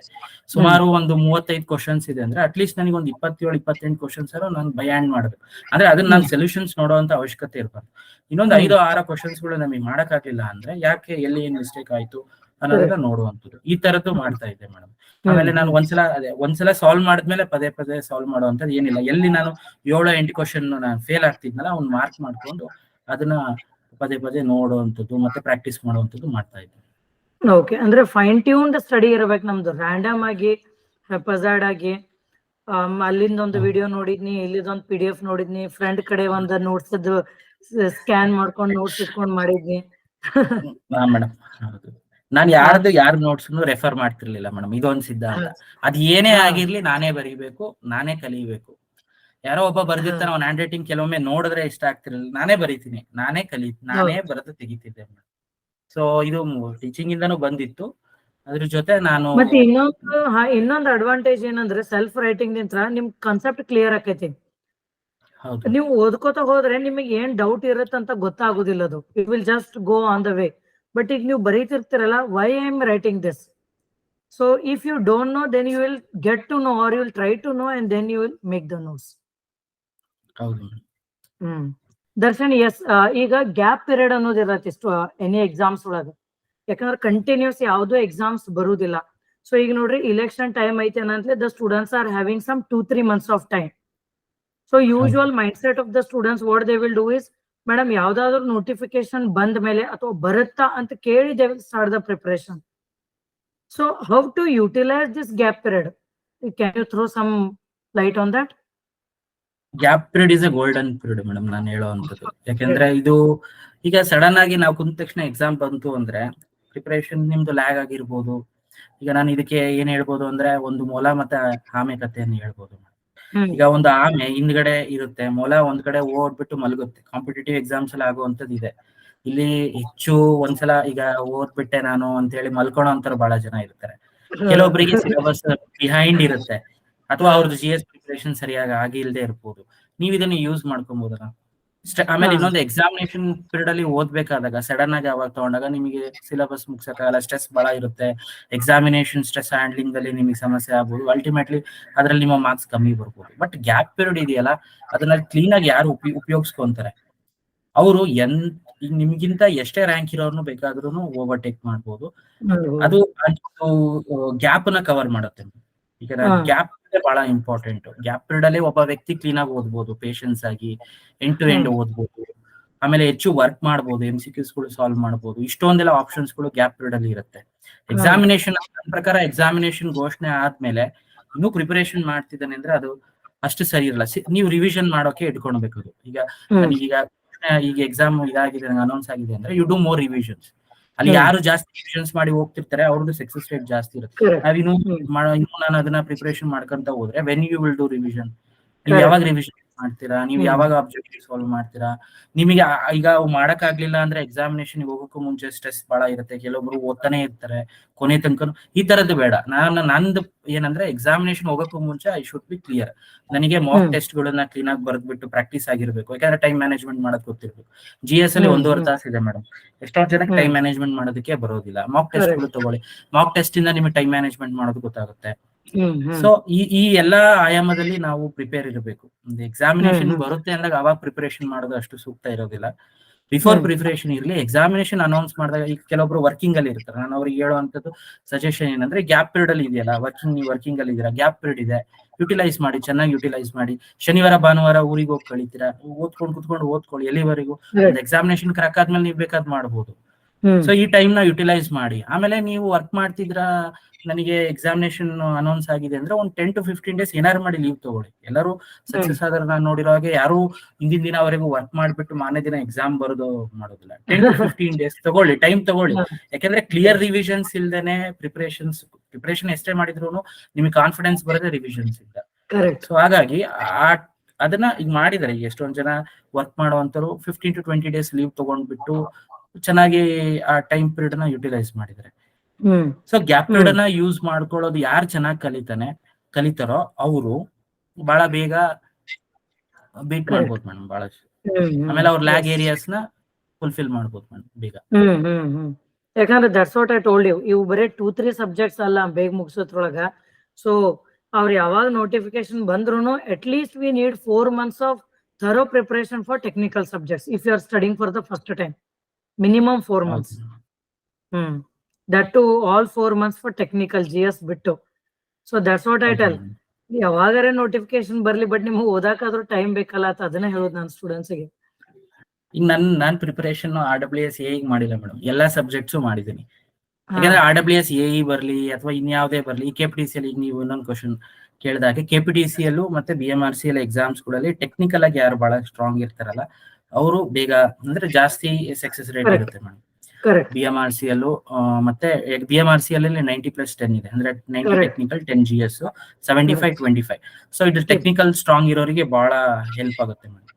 ಬಟ್ KPSC ಕರೆಯುವಂತಹ RWS AE ಆಗಿರ್ಬೋದು, PWD ಆಗಿರ್ಬೋದು, ಅಥವಾ PWD AW ಆಗಿರ್ಬೋದು, ಇಲ್ಲಿ GS ಮತ್ತೆ ಟೆಕ್ನಿಕಲ್ ಎರಡು ಇರುತ್ತೆ. ಹಾಗಾಗಿ ಅವ್ರು ಎರಡನ್ನೂ ಬ್ಯಾಲೆನ್ಸ್ ಮಾಡ್ಬೇಕು. ಯಾಕಂದ್ರೆ ನಾನು ಬಹಳ ಜನ ನೋಡಿದೀನಿ, ಟೆಕ್ನಿಕಲ್ ಬಹಳ ಸ್ಟ್ರಾಂಗ್ ಇದ್ದು GS ವೀಕ್ ಇರೋರು ಸೊ ಒಂದೆರಡು ಮಾರ್ಕ್ಸ್ ಅಲ್ಲಿ ಕಳ್ಕೊಂಡಿರೋ ಉದಾಹರಣೆ ಇದೆ. GS ಬಹಳ ಸ್ಟ್ರಾಂಗ್ ಆಗಿದ್ದು ಟೆಕ್ನಿಕಲ್ ವೀಕ್ ಇರೋರು ಬಹಳ ಒಂದೆರಡು ಮಾರ್ಕ್ಸ್ ಅಲ್ಲಿ ಕಳ್ಕೊಂಡಿರೋ ಉದಾಹರಣೆ ಇರುತ್ತೆ. ಹಾಗಾಗಿ ನಾನು KPSC ಪ್ಯಾಟರ್ನ್ ಅಲ್ಲಿ ಮಾತ್ರ ಎರಡು ಸ್ಟ್ರಾಂಗ್ ಗೋಲ್ಡ್ ಇರ್ಲೇಬೇಕು, ಅದಕ್ಕಂತೂ ಟೈಮ್ ಕೊಟ್ಟು ಓದ್ಲೇಬೇಕಾಗುತ್ತೆ. ಓಕೆ, ಸೊ ನೀವು ಲಾಸ್ಟ್ಗೆ okay at the end what one important advice you want to give for all the entire student community of Karnataka? First, I have patience. ಎಲ್ಲ ಒಂದು ದಿನದಲ್ಲಿ ಏನು ಚೇಂಜಸ್ ಆಗಲ್ಲ. ಈ ಹುಡುಗರು ಈಗ ನನ್ನ ಸ್ಟೂಡೆಂಟ್ಸ್ ಗೆ ಆಗಿರ್ಲಿ ಪೇಷನ್ಸ್ ಇರ್ಲಿ, ಫಸ್ಟ್ ಪೇಷನ್ಸ್ ಇರ್ಲಿ, ಕನ್ಸಿಸ್ಟೆನ್ಸಿ ಇರ್ಲಿ. ಯಾಕಂದ್ರೆ ಒಂದು ಎಕ್ಸಾಮ್ಸ್ ಅಲ್ಲಿ ಫೇಲ್ ಆದ ತಕ್ಷಣ ಎರಡನೇ ಎಕ್ಸಾಮ್ಸ್ ಆಗಲ್ಲ ಅನ್ನುವಂಥದ್ದು ಇಲ್ಲ. ನಾನು ಬಹಳ ಜನ ನೋಡಿದೀನಿ, ನಾನು ಕೂಡ ಹೇಳ್ತಿರೋದು. ನಾನು ಒಂದೆರಡು ಎಕ್ಸಾಮ್ಸ್ ಫೇಲ್ ಆಗಿದ್ದೀನಿ, ಬಟ್ ನೆಕ್ಸ್ಟ್ ಬರೋ ಎಕ್ಸಾಮ್ಸ್ ಪಾಸ್ ಮಾಡಿದ್ದೀನಿ. ಸೊ ಕನ್ಸಿಸ್ಟೆನ್ಸಿ ಇರ್ಲಿ, ಪೇಷನ್ಸ್ ಇರ್ಲಿ, ನೆಗೆಟಿವ್ ಮೈಂಡ್ ಸೆಟ್ ಇಂದ ಪೀಪಲ್ಸ್ ಇಂದ ದೂರ ಇರಿ, ಪಾಸಿಟಿವ್ ಇರೋರ್ ಜೊತೆ ಬೇರಿರಿ. ಆಮೇಲೆ ನಿಮಗೆ ಒಬ್ಬರೇ ಓದೋದಕ್ಕೆ ಲೈಬ್ರರೀಸ್ ಗಳನ್ನ ಯುಟಿಲೈಸ್ ಮಾಡಿ, ಲೈಬ್ರರೀಸ್ ಗಳನ್ನ. ಆಮೇಲೆ ಫ್ರೆಂಡ್ಸ್ ಫಾರ್ ದ ಬೆನಿಫಿಟ್ಸ್ ಇರ್ತಾರೆ. ಕೆಲವೊಬ್ರು ಫ್ರೆಂಡ್ಸ್ ಅವರು ಡೆವಲಪ್ ಆಗ್ತಿರ್ತಾರೆ, ನಮಗೆ ಡೆವಲಪ್ ಆಗ್ತಿರೋದಕ್ಕೆ ಅವ್ರನ್ನ ಐಡೆಂಟಿಫೈ ಮಾಡಿ ಅವ್ರಿಂದ ಸ್ವಲ್ಪ ದೂರ ಇರಿ. ಮೋಟಿವೇಶನ್ ಆಗಿ ಓದಿ. ಪ್ರತಿದಿನನೂ ನಿಮಗೆ ಒಂದೊಂದು ದಿನನೂ ನಿಮಗೆ ನೀವೇ ಈಗ ಏನಾಗುತ್ತೆ ಅಂದ್ರೆ ನಾವು ಬಹಳ ಮೋಟಿವೇಶನ್ ಮಾಡ್ತೀವಿ ಮೇಡಮ್. ಅಂದ್ರೆ ವಿವೇಕಾನಂದರು ಕೋಟ್ಸ್ ಓದಿರ್ತೀವಿ, ಅವ್ರದ್ದು ಬಹಳ ಮೋಟಿವೇಶನ್ ಒಂದಿನ ಎರಡು ದಿನಕ್ಕೆ ಇರುತ್ತೆ. ಬಟ್ ಇದೇ ಒಂದು ವಾರ, ಒಂದು ತಿಂಗಳು, 6 ತಿಂಗಳು ಅಂದಾಗ ಆ ಮೋಟಿವೇಶನ್ ಇರಲ್ಲ.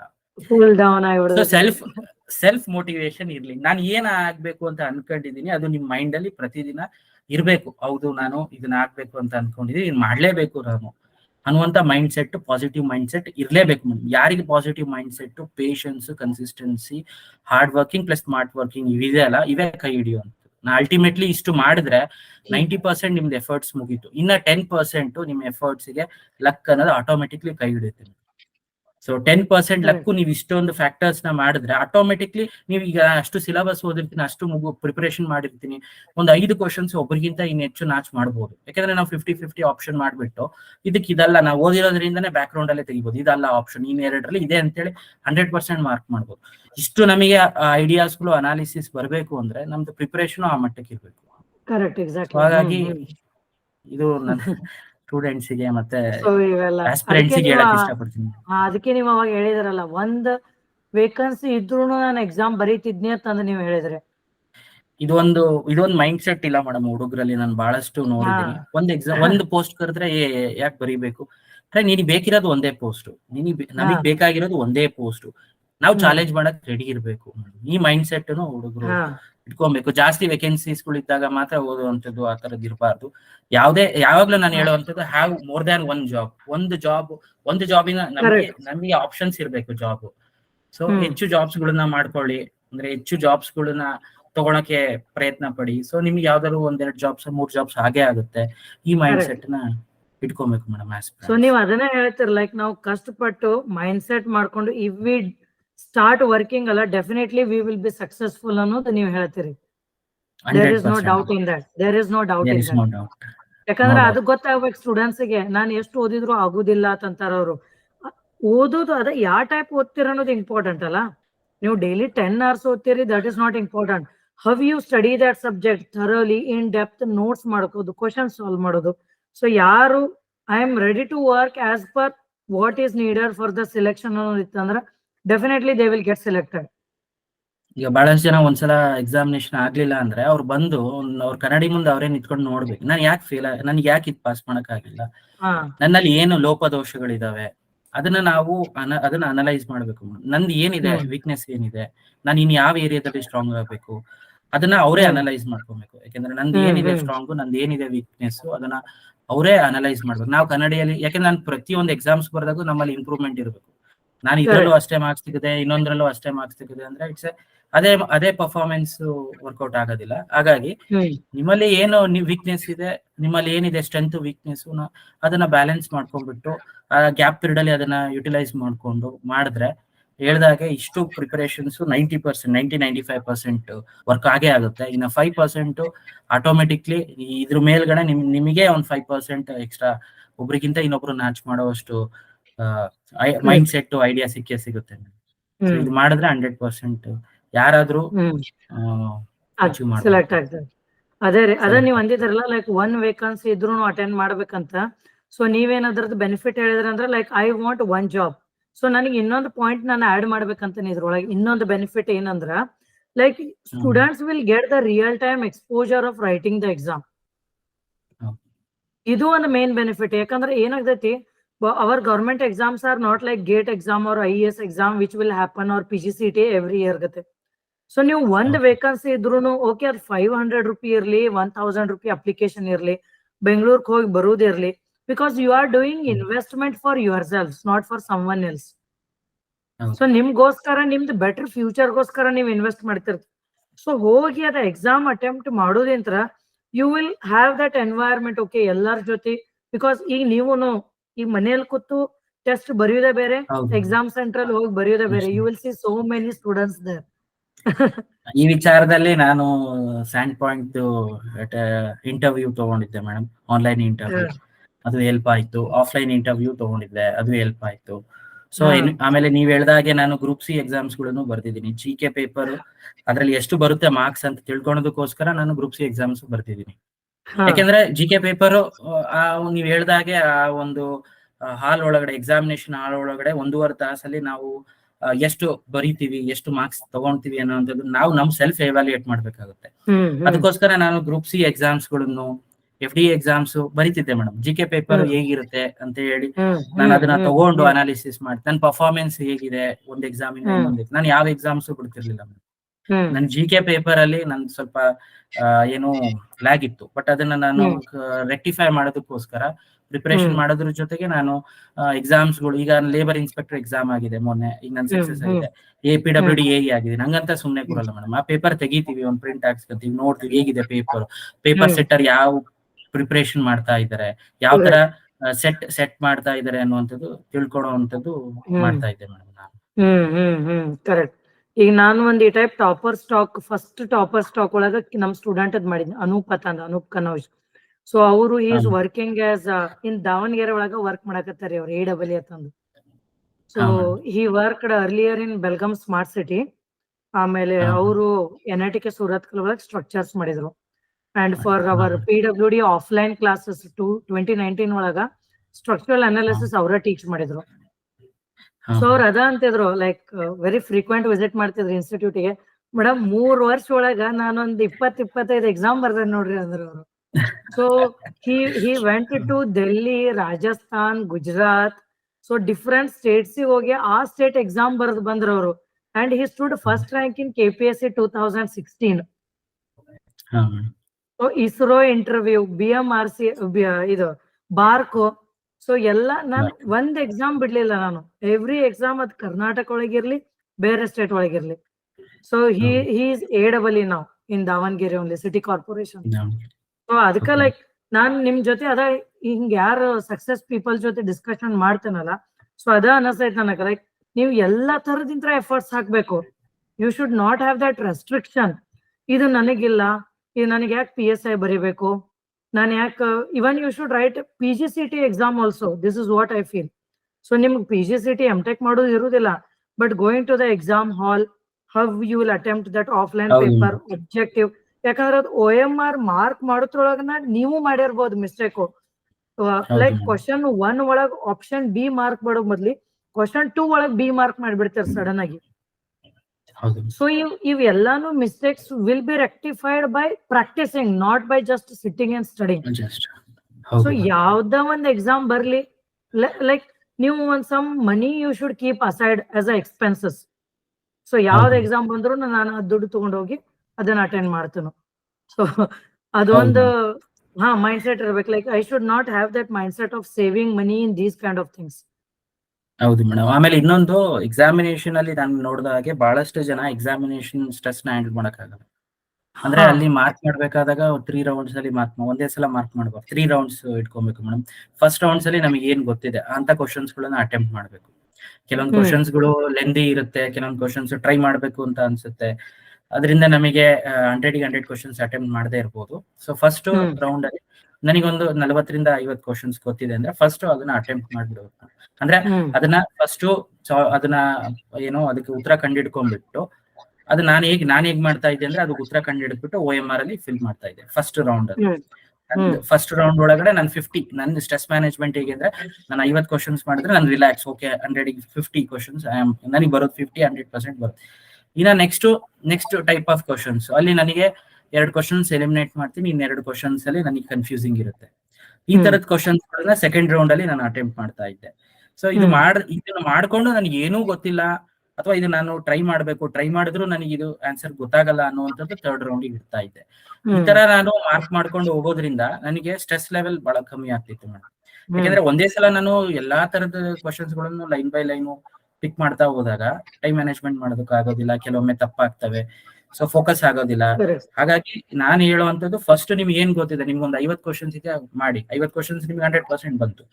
ನೆಕ್ಸ್ಟ್ ಇನ್ನ ಒಂದು 25-30 ಕ್ವಶನ್ಸ್ ಏನಿದೆ ಅದರಲ್ಲಿ 20 ಅಂದ್ರೆ 50-50 ಆಪ್ಷನ್ಸ್ ಇರೋದು ಮಾಡಿ. ಯಾಕಂದ್ರೆ ಅದು ರಿಸ್ಕ್ ತಗೊಳ್ಳೇಬೇಕು, ದಟ್ ಈಸ್ ರಿಸ್ಕ್ ತಗೊಳ್ಳದೆ ಆಗೋದಿಲ್ಲ. ಅದಾದ್ಮೇಲೆ ನಿಮಗೆ ಟೈಮ್ ಉಳಿದು ಮಾಡೋದಾದ್ರೆ ಅದ್ರೊಳಗಡೆ ನಿಮಗೆ 100% ಇರುವಂತದ್ದು ಒಂದಿಷ್ಟು ಕ್ವಶನ್ಸ್ ಮಾಡಿ, ಸೊ ದಟ್ ನಿಮಗೆ ಮಾರ್ಕ್ಸ್ ಜಾಸ್ತಿ ಬರುತ್ತೆ. ಇದು ಸ್ಟ್ರೆಸ್ ಮ್ಯಾನೇಜ್ಮೆಂಟ್ ಮಾಡುವಂತದ್ದು. ಇದು ಟೆಕ್ನಿಕಲ್ಗೆ ಮಾಡ್ಬೇಕು, GS ಗೆ ಅಷ್ಟು ಟೈಮ್ ಇರೋದಿಲ್ಲ. ಟೆಕ್ನಿಕಲ್ಗೆ 3 ರೌಂಡ್ಸ್ ಮಾರ್ಕಿಂಗ್ ಮಾಡ್ಬಿಟ್ಟು ಮಾಡೋದ್ರಿಂದ 100% ಅವರಿಗೆ ಏನಂದ್ರೆ ಆಮೇಲೆ ಇನ್ನೊಂದು ನಾ ಎಷ್ಟೊಂದ್ಸಲ ಒಂದು ಕ್ವಶನ್ಸ್ ಗಳನ್ನ ಪೆಂಡಿಂಗ್ ಇರೋದನ್ನ ಒಂದ್ಸಲ ನೋಡ್ಬಿಟ್ಟು ಎರಡನೇ ಸಲ ಮಾರ್ಕ್ ಮಾಡ್ಬೇಕಾದಾಗ ಉಳಿದಿರುವಂತ ಆಪ್ಷನ್ಸ್ ಇದೆ. ಇದೆಲ್ಲ ಇದನ್ನ ಇಲ್ಲಿ ಓದಿದ್ದೆ ಅಂತ ಹೇಳಿ ಚೇಂಜಸ್ ಮಾಡಿ ಹಾಕಿರೋದಿದೆ ಮೇಡಮ್. ಒಂದೇ ಸಲ ನಾವು ಎಷ್ಟೊಂದು ಕ್ವಶನ್ಸ್ ಗಳು ಸ್ಟ್ರೆಸ್, ಒಂದೇ ಸಲ ಆಂಗ್ಸೈಟಿ ಹಾಕ್ಬಿಟ್ಟು ಕ್ವಶನ್ಸೇ ನೆಟ್ಟಿಗೆ ಓದಿರೋದೆಲ್ಲ ಟಿಕ್ ಮಾಡ್ಬಿಡ್ತೀವಿ ನಾವು. ಈ ತರದ ತಪ್ಪು ಮಾಡ್ಬಾರ್ದು. ಆಮೇಲೆ ಅಂಡರ್ಲೈನ್ ಮಾಡ್ಬೇಕು. ಒಂದು ಕ್ವಶನ್ಸ್ ನಾನು ಸಾಲ್ವ್ ಮಾಡ್ಬೇಕಾದ್ರೆ ಅಲ್ಲಿ ನಾಟ್ ಅಂತ ಇದೆಯೋ ಅಥವಾ ಏನೋ ಒಂದು ಕೀವರ್ಡ್ಸ್ ಐಡೆಂಟಿಫೈ ಮಾಡ್ಬೇಕು. ಈ ಕೆಲವೊಮ್ಮೆ ಅಲ್ಲಿ ರೆವೆನ್ಯೂ ಚೈನ್ ಕೇಳಿರ್ತಾರೆ, ನಾವು ಥಿಂಕ್ ಮಾಡ್ತೀವಿ ಗುಂಟೂರು ಚೈನ್ ಅಥವಾ ಸರ್ವೇಯರ್ ಚೈನ್ ಅಂತ ಹೇಳಿ, ಅಲ್ಲಿ ಮಾರ್ಕ್ ಮಾಡ್ಕೊಬೇಕು ರೆವೆನ್ಯೂ ಚೈನ್ ಅದು ಎಷ್ಟು ಲಿಂಕ್ ಇತ್ತು ಅಂತ ಹೇಳಿ. ಸೊ ಈ ತರದ್ದು ಅಂಡರ್ಲೈನಿಂಗ್ಸ್ ಗಳು ಇರೋದು ಸ್ವಲ್ಪ ನಮಗೆ ಏನಾಗುತ್ತೆ ಅಂದ್ರೆ ಎಕ್ಸಾಮಿನೇಷನ್ ಅಲ್ಲಿ ಓದಿರೋ ಮಾರ್ಕ್ಸ್, ಕಷ್ಟಪಟ್ಟು ಓದಿರೋಂಥದ್ದು ಮಾರ್ಕ್ಸ್ ಲಾಸ್ ಆಗ್ಲಿಲ್ದರಾಗೆ ತಡೀತದೆ. ಈ ತರದ ಸ್ಟ್ರೆಸ್ ಮ್ಯಾನೇಜ್ಮೆಂಟ್ ನ ಎಕ್ಸಾಮಿನೇಷನ್ ಹಾಲಲ್ಲಿ ಮಾಡಿದ್ರೆ ನಮಗೆ ಏನಾಗುತ್ತೆ ಅಂದ್ರೆ ಒಂದು 65 ಬರೋಲ್ಲಿ 58 ಮಾರ್ಕ್ಸ್ ತಗೊಳೋದು, ಈ ತರದ ಕೇಸಸ್ ಆಗಿದೆ. 7 ಮಾರ್ಕ್ಸ್ 8 ಮಾರ್ಕ್ಸ್ ಕೈಯಿಂದ ಬಿಡುವಂತದ್ದು ಲಾಸ್ ಆಗೋದು ಕಮ್ಮಿ ಆಗುತ್ತೆ ನನಗೆ. ಇದು ಇಂಪಾರ್ಟೆಂಟ್ ಟಿಪ್ ಹೇಳಿದ್ರಿ ನೋಡ್ರಿ ನೀವು. ಲೈಕ್ ಅಂಡರ್ಲೈನಿಂಗ್ ಆ ವರ್ಡ್ಸ್ ಏನಿರ್ತಾವಲ್ಲ ಅಂಡರ್ಲೈನ್ ಮಾಡ್ಕೋತ ಹೋಗ್ಬೇಕು. ಆಮೇಲೆ ಸಡನ್ ಆಗಿ ನನಗೆ ಗೊತ್ತೈತಿ ಅಂತ ಟಿಕ್ ಮಾರ್ಕ್ ಹಾಕೋದಕ್ಕಿಂತ ಒಂದ್ ಫ್ಯೂ ಸೆಕೆಂಡ್ಸ್ ವೇಟ್ ಮಾಡಿ, even if you know the answer. ಯಾಕಂದ್ರ ಆಫ್ಲೈನ್ OMR ಒಳಗೆ ಇದ ಡಿಸ್ಅಡ್ವಾಂಟೇಜ್. ಈಗ ಗೇಟ್ ಆನ್ಲೈನ್ ಒಳಗೆ ಏನಾಗ್ತೈತಿ, you can change the answer, you can hold that question, okay, you can change the option till the end of the time. But ಇದ್ರೊಳಗೆ ನೀವು ಒಂದ್ ಸಲ ಮಾರ್ಕ್ ಮಾಡಿದ್ರೆ you can not do anything. So ಅದಕ್ಕೆ double markings ಮಾಡಿರೋದು, double mark ಮಾಡುವಂತದ್ದು ಸ್ವಲ್ಪ patience ಇಂದ ಕ್ಲೀನ್ ಆಗಿ ಈಗ ನಾವು ಮಾರ್ಕ್ ಮಾಡ್ಬೇಕಾದಾಗ ಒಂದೇ ಸಲ ಈಗ ನಾನು 50 ಕ್ವಶನ್ಸ್ ಶಾರ್ಟ್ ಇರೋದು ಮಾಡ್ಕೊಂಡ್ಬಿಟ್ರೆ ಅದನ್ನ ಒಂದ್ಸಲ ನಾನು ಮಾರ್ಕ್ ಮಾಡೋದಕ್ಕೆ ಒಂದು ಟೈಮ್ ಇಟ್ಕೊಂಡು ಮಾರ್ಕ್ ಮಾಡ್ಬಿಡ್ತಿದ್ದೆ. ನೆಕ್ಸ್ಟ್ ಒಂದ್ಸಲ ಮಾರ್ಕಿಂಗು. ಸೊ ಈ ತರ ಮಾರ್ಕ್ ಮಾಡ್ಬೇಕಾದ್ರೆ ಕಾನ್ಸಂಟ್ರೇಷನ್ ಇಂದ ಮಾರ್ಕ್ ಮಾಡ್ತಾ ಇದ್ದೆ, ಒಂದ್ರ ಮೇಲೆ ಒಂದು ಓವರ್ಲ್ಯಾಪ್ ಆಗಿರೋ ಹಾಗೆ. ಇದನ್ನ ಮಾಡೋದ್ರಿಂದನೂ ಕೂಡ ಈ ತರ ಓವರ್ ರೈಟ್ ಆಗುವಂತದನ್ನ ಕಮ್ಮಿ ಮಾಡ್ಬೋದು. ಖರೆ ಈಗ ನೀವ್ ಏನ್ ಹೇಳಿದಾರಲ್ಲ ಅದು ಎಕ್ಸಾಮ್ ಒಳಗೆ ಹಿಂಗ್ ಮಾರ್ಕ್ ಮಾಡೋದು ಅಥವಾ 3 ಸೆಕ್ಷನ್ಸ್ ಒಳಗೆ ಕ್ವಶನ್ಸ್ ಡಿವೈಡ್ ಮಾಡಿ, ಸೊ ಇದು ಫಸ್ಟ್ ಟೈಮ್ ಪೇಪರ್ ಬರೆಯೋರ್ಗೆ ಆಗುದಿಲ್ಲ. ಇದ್ರೊಳಗ ಟೈಮ್ ಹೋಗ್ಬಿಡ್ತೈತೆ ಅವ್ರಿಗೆ. ಸೊ ಅದಕ್ಕ ಬೇರೆ ಎಕ್ಸಾಮ್ಸ್ ಬರೋದು, ಮಾಕ್ ಟೆಸ್ಟ್ ಕೊಟ್ಟು ಇವನ್ನೆಲ್ಲಾ ಟೆಕ್ನಿಕ್ಸ್ ಏನ್ ಇರ್ತಾವಲ್ಲ ದೇ ಶುಡ್ ಇಂಪ್ಲಿಮೆಂಟ್ ಇನ್ ದೋಸ್. ಯಾಕಂದ್ರೆ ನಿಮಗೆ ಈ ಟೆಕ್ನಿಕ್ ವರ್ಕೌಟ್ ಆಗೈತಿ, ಇನ್ನೊಂದು ಟೆಕ್ನಿಕ್ ಬೇರೆದವ್ರಿಗೆ ವರ್ಕೌಟ್ ಆಗ್ತಿರ್ತೈತಿ. ಸೊ ಅದನ್ನ ನೋಡ್ಕೊಂಡು ತಮ್ಮಷ್ಟಕ್ಕೆ ತಾವು ಒಂದು ಎಕ್ಸ್ಪೆರಿಮೆಂಟೇಶನ್ ಮಾಡಿ, ಟ್ರಯಲ್ ಅಂಡ್ ಎರರ್ ಮಾಡಿ, ತಮಗೆ ಯಾವ್ದು ಸೂಟ್ ಆಕೈತೆ ಅನಿಸ್ತೈತಲ್ಲ, so those techniques they will be implementing further. But marking ಅಂತೂ ಮಾಡೋದು ಒಳ್ಳೇದು. ಇಲ್ಲ, ದಿಸ್ ಇಸ್ ವೆರಿ ಇಂಪಾರ್ಟೆಂಟ್. ಯಾಕಂದ್ರೆ ನಾನು ಇಲ್ಲಿವರೆಗೂ ಕೇಳಿರ್ಲಿಲ್ಲ ಇದು. ಸೊ ಎಕ್ಸಾಕ್ಟ್ ವರ್ಡ್ಸ್ ಈಗ ನಾನೇನ್ ಹೇಳ್ತಿದ್ನಿ ಸ್ಟೂಡೆಂಟ್ಸ್ಗೆಲ್ಲ ನಾಟ್ ಅಥವಾ which is the incorrect statement ಇಂಥವ್ ಮಾರ್ಕ್ ಮಾಡಂತ ಹೇಳ್ತಿದ್ನಿ. But along with that whatever those civil engineering technical terms are there, ಅವ್ನ್ ಮಾರ್ಕ್ ಮಾಡಿ. ಈಗ ಗುಂಟೂರ್ ಚೈನ್ ಅಂದ ಕೂಡಲೇ ಚೈನ್ ಸರ್ವೇಯಿಂಗ್ ರೀಕಲೆಕ್ಟ್ ಮಾಡ್ಕೋಬೇಕು first, then types of chains recollect ಮಾಡ್ಬೇಕು. ಸೊ ಇದ್ರೊಳಗೆ ಏನೇನಿತ್ತು ಲೆಂತ್, ಬೇರೆತ್ರೊಳಗೆ ಏನಿತ್ತು, ಯಾಕಂದ್ರೆ ಎಲ್ಲ ಸಿಮಿಲಾರಿಟಿ ಅನಿಸ್ತೈತೆ ಎಕ್ಸಾಮ್ ಬರೆಯೋ ಮುಂದೆ. ಸೊ ಅದನ್ನ ನಾವು ಡೀಪ್ ನಮ್ ಮೈಂಡ್ ಒಳಗೆ ಡಿಗ್ ಮಾಡಂದ್ರೆ then we will have the clarity of that particular question. ಹೌದು. Okay. Yes. So Darshan, so these were what I wanted to discuss. So ಇದನ್ ಬಿಟ್ಟು ಮತ್ತೇನಾದ್ರೆ ಯಾಕಂದ್ರೆ ಮುಗಿತಾ ಬಂದ್ರು still you are giving lot of important tips actually. So it's more than 1 hour discussion now. ಮತ್ತೇನಾದ್ರು discussion ಮಾಡೋದು ಇದೇನಾ ನಿಮ್ಗೆ? ಏನಾದ್ರು points you feel like you want to share? ಹಾ ಮೇಡಮ್, ಅದೇ ಈಗ ಆಸ್ಪಿರೆಂಟ್ಸ್ಗಳು ಫೈನಲ್ ಆಗಿ ಹೇಳೋದಾದ್ರೆ ಕನ್ಸಿಸ್ಟೆನ್ಸಿಯಿಂದ ಓದಿ, ಪೇಷನ್ಸ್ ಇರ್ಲಿ. ಒಂದು ಫೇಲ್ಯೂರ್ಸ್ ಮೇಲೆ ಒಂದು ಸಕ್ಸಸ್ ಇದ್ದೇ ಇರುತ್ತೆ, ಅದು ಮೈಂಡ್ ಸೆಟ್ ಹಾ. ಇರ್ಲಿ. ಯಾವ್ದೋ ಒಂದು ಹಾ. ಫೇಲ್ಯೂರ್ಸ್ ಇಂದ ಇದಾಗ್ಬೇಡಿ. ಆಮೇಲೆ ಇನ್ನೊಂದು ಓದ್ಬೇಕಾದಾಗ ಖುಷಿಯಿಂದ ಓದಿ, ಬಹಳ ಹಾ. ಹಿಂಸೆ ಮಾಡ್ಕೊಂಡು ಓದುವಂತದ್ದು ಇರಬಾರ್ದು. ಹಾ. ಇದನ್ನ ಆಮೇಲೆ ಸಿಲೆಬಸ್, ಈಗ ಸಿಲೆಬಸ್ ಏನಾದ್ರು ಮೆನ್ಷನ್ ಆಗಿದ್ರೆ ಆ ಸಿಲೆಬಸ್ಗೆ ಏನ್ ಬೇಕೋ ಅದು ಓದಿ. AEE ಸಿಲೆಬಸ್, ನಾನು AEE ಪ್ರಿಪರೇಷನ್ ಆಗ್ತೀನಿ ಅಂದ್ರೆ ಕಂಪ್ಲೀಟ್ ಸಿಲೆಬಸ್ ಓದಿ. ಟೈಮ್ ಸಿಕ್ತು, ಗ್ಯಾಪ್ ಪೀರಿಯಡ್ ಅಂದ್ರೆ ಒಂದ್ಸಲ ಕಂಪ್ಲೀಟ್ ಸಿಲೆಬಸ್ ನ ಪ್ರಿಪೇರ್ ಮಾಡಿ, ಸೊ ದಟ್ ಅದರಿಂದ ಏನು ಲಾಸಸ್ ಇರೋದಿಲ್ಲ. ಸೊ ಮತ್ತೆ ಮೋರ್ ರಿವಿಷನ್ಸ್ ಮಾಡಿ. More revisions Okay. ಎಷ್ಟು ಮಾಡಿದ್ರು ಮೋರ್ ರಿವಿಷನ್ಸ್, ಸ್ಮಾರ್ಟ್ ನೋಟ್ಸ್ಗಳು, ಶಾರ್ಟ್ ಕಟ್ಸ್, ಏನು ಫಾರ್ಮುಲಾಸ್ಗಳು ಅವನ್ನೆಲ್ಲ ಬರ್ದ್ಬಿಟ್ಟು ಪದೇ ಪದೇ ರಿಪೀಟ್ ಮಾಡಿ. ಆಮೇಲೆ previous year GATE IAS questions, RRB JE ಕ್ವಶನ್ಸ್ಗಳನ್ನ ಸಾಲ್ವ್ ಮಾಡಿ. ದಿನಕ್ಕೆ ಇಷ್ಟು ಕ್ವಶನ್ಸ್ ಅಂತ ಹೇಳಿ ಆಮೇಲೆ ಟಾಪಿಕ್ ವೈಸ್ ಸಾಲ್ವ್ ಮಾಡಿ. ಒಂದು ಟಾಪಿಕ್ ಓದಿದ್ರೆ ಅದ್ರದ್ದು ಕ್ವಶನ್ಸ್ಗಳನ್ನ ಯಾವಾಗೂ ಸಾಲ್ವ್ ಮಾಡೋದು ಮಾಡ್ಬೇಡಿ. ಈಗ ನಾನು ಏನೋ ಒಂದು ಸಾಯಿಲ್ ಪ್ರಾಪರ್ಟಿ ಓದಿದ್ದೀನಿ ಅಂದ್ರೆ ಅದ್ರದ್ದು ಕ್ವಶನ್ಸ್ಗಳನ್ನ ಆ ಮೂಮೆಂಟ್ ಅಲ್ಲೇ ಸಾಲ್ವ್ ಮಾಡಿ. ಎಲ್ಲ ಎಕ್ಸಾಮ್ಸ್ ಆಯಾಮದಲ್ಲಿ ಇವೆಲ್ಲ ಆಟೋಮೆಟಿಕ್ಲಿ ಹೆಲ್ಪ್ ಆಗುತ್ತೆ ನಿಮಗೆ ಕೂಡ, ಆಸ್ಪಿರೆಂಟ್ಸಿಗೆ ಕೂಡ ಸ್ಕೋರ್ ಚೆನ್ನಾಗಿ ಮಾಡೋದಕ್ಕೆ ಹೆಲ್ಪ್ ಆಗುತ್ತೆ. Yes, yes. So yeah, thank you, Darshan. So thank you from Sandpoint as well as all the aspirants of Karnataka. ಯಾಕಂದ್ರೆ ನೀವೇನ್ ಇನ್ಪುಟ್ಸ್ ಕೊಟ್ರಲ್ಲ, they are all the practical and realistic inputs or suggestions to achieve success in this government field. So thank you for making time in discussing your strategies. ಆಮೇಲೆ we wish you all the very best Darshan for your future. And we definitely want your support for Sandpoint. So students ಗೆ ಏನಾದ್ರು inputs ಬೇಕಾಗಿತ್ತಂದ್ರೆ definitely I'll communicate with you, I'll contact you. So kindly be available. ಯಾಕಂದ್ರೆ ನೀವು ನಾಳೆ ಎಲ್ಲಾರು ದೊಡ್ಡ ವ್ಯಕ್ತಿ ಆಗೋರು, AE ಆಗೋರು, AEE ಆಗೋರು, executive engineer ಆಗೋರು, ನಮ್ಮಂತವ್ರನ್ನ ಮರ್ತು ಬಿಡಬೇಡ್ರಿ ಅವಾಗ. ಇಲ್ಲ ಮೇಡಮ್, ಇಲ್ಲ.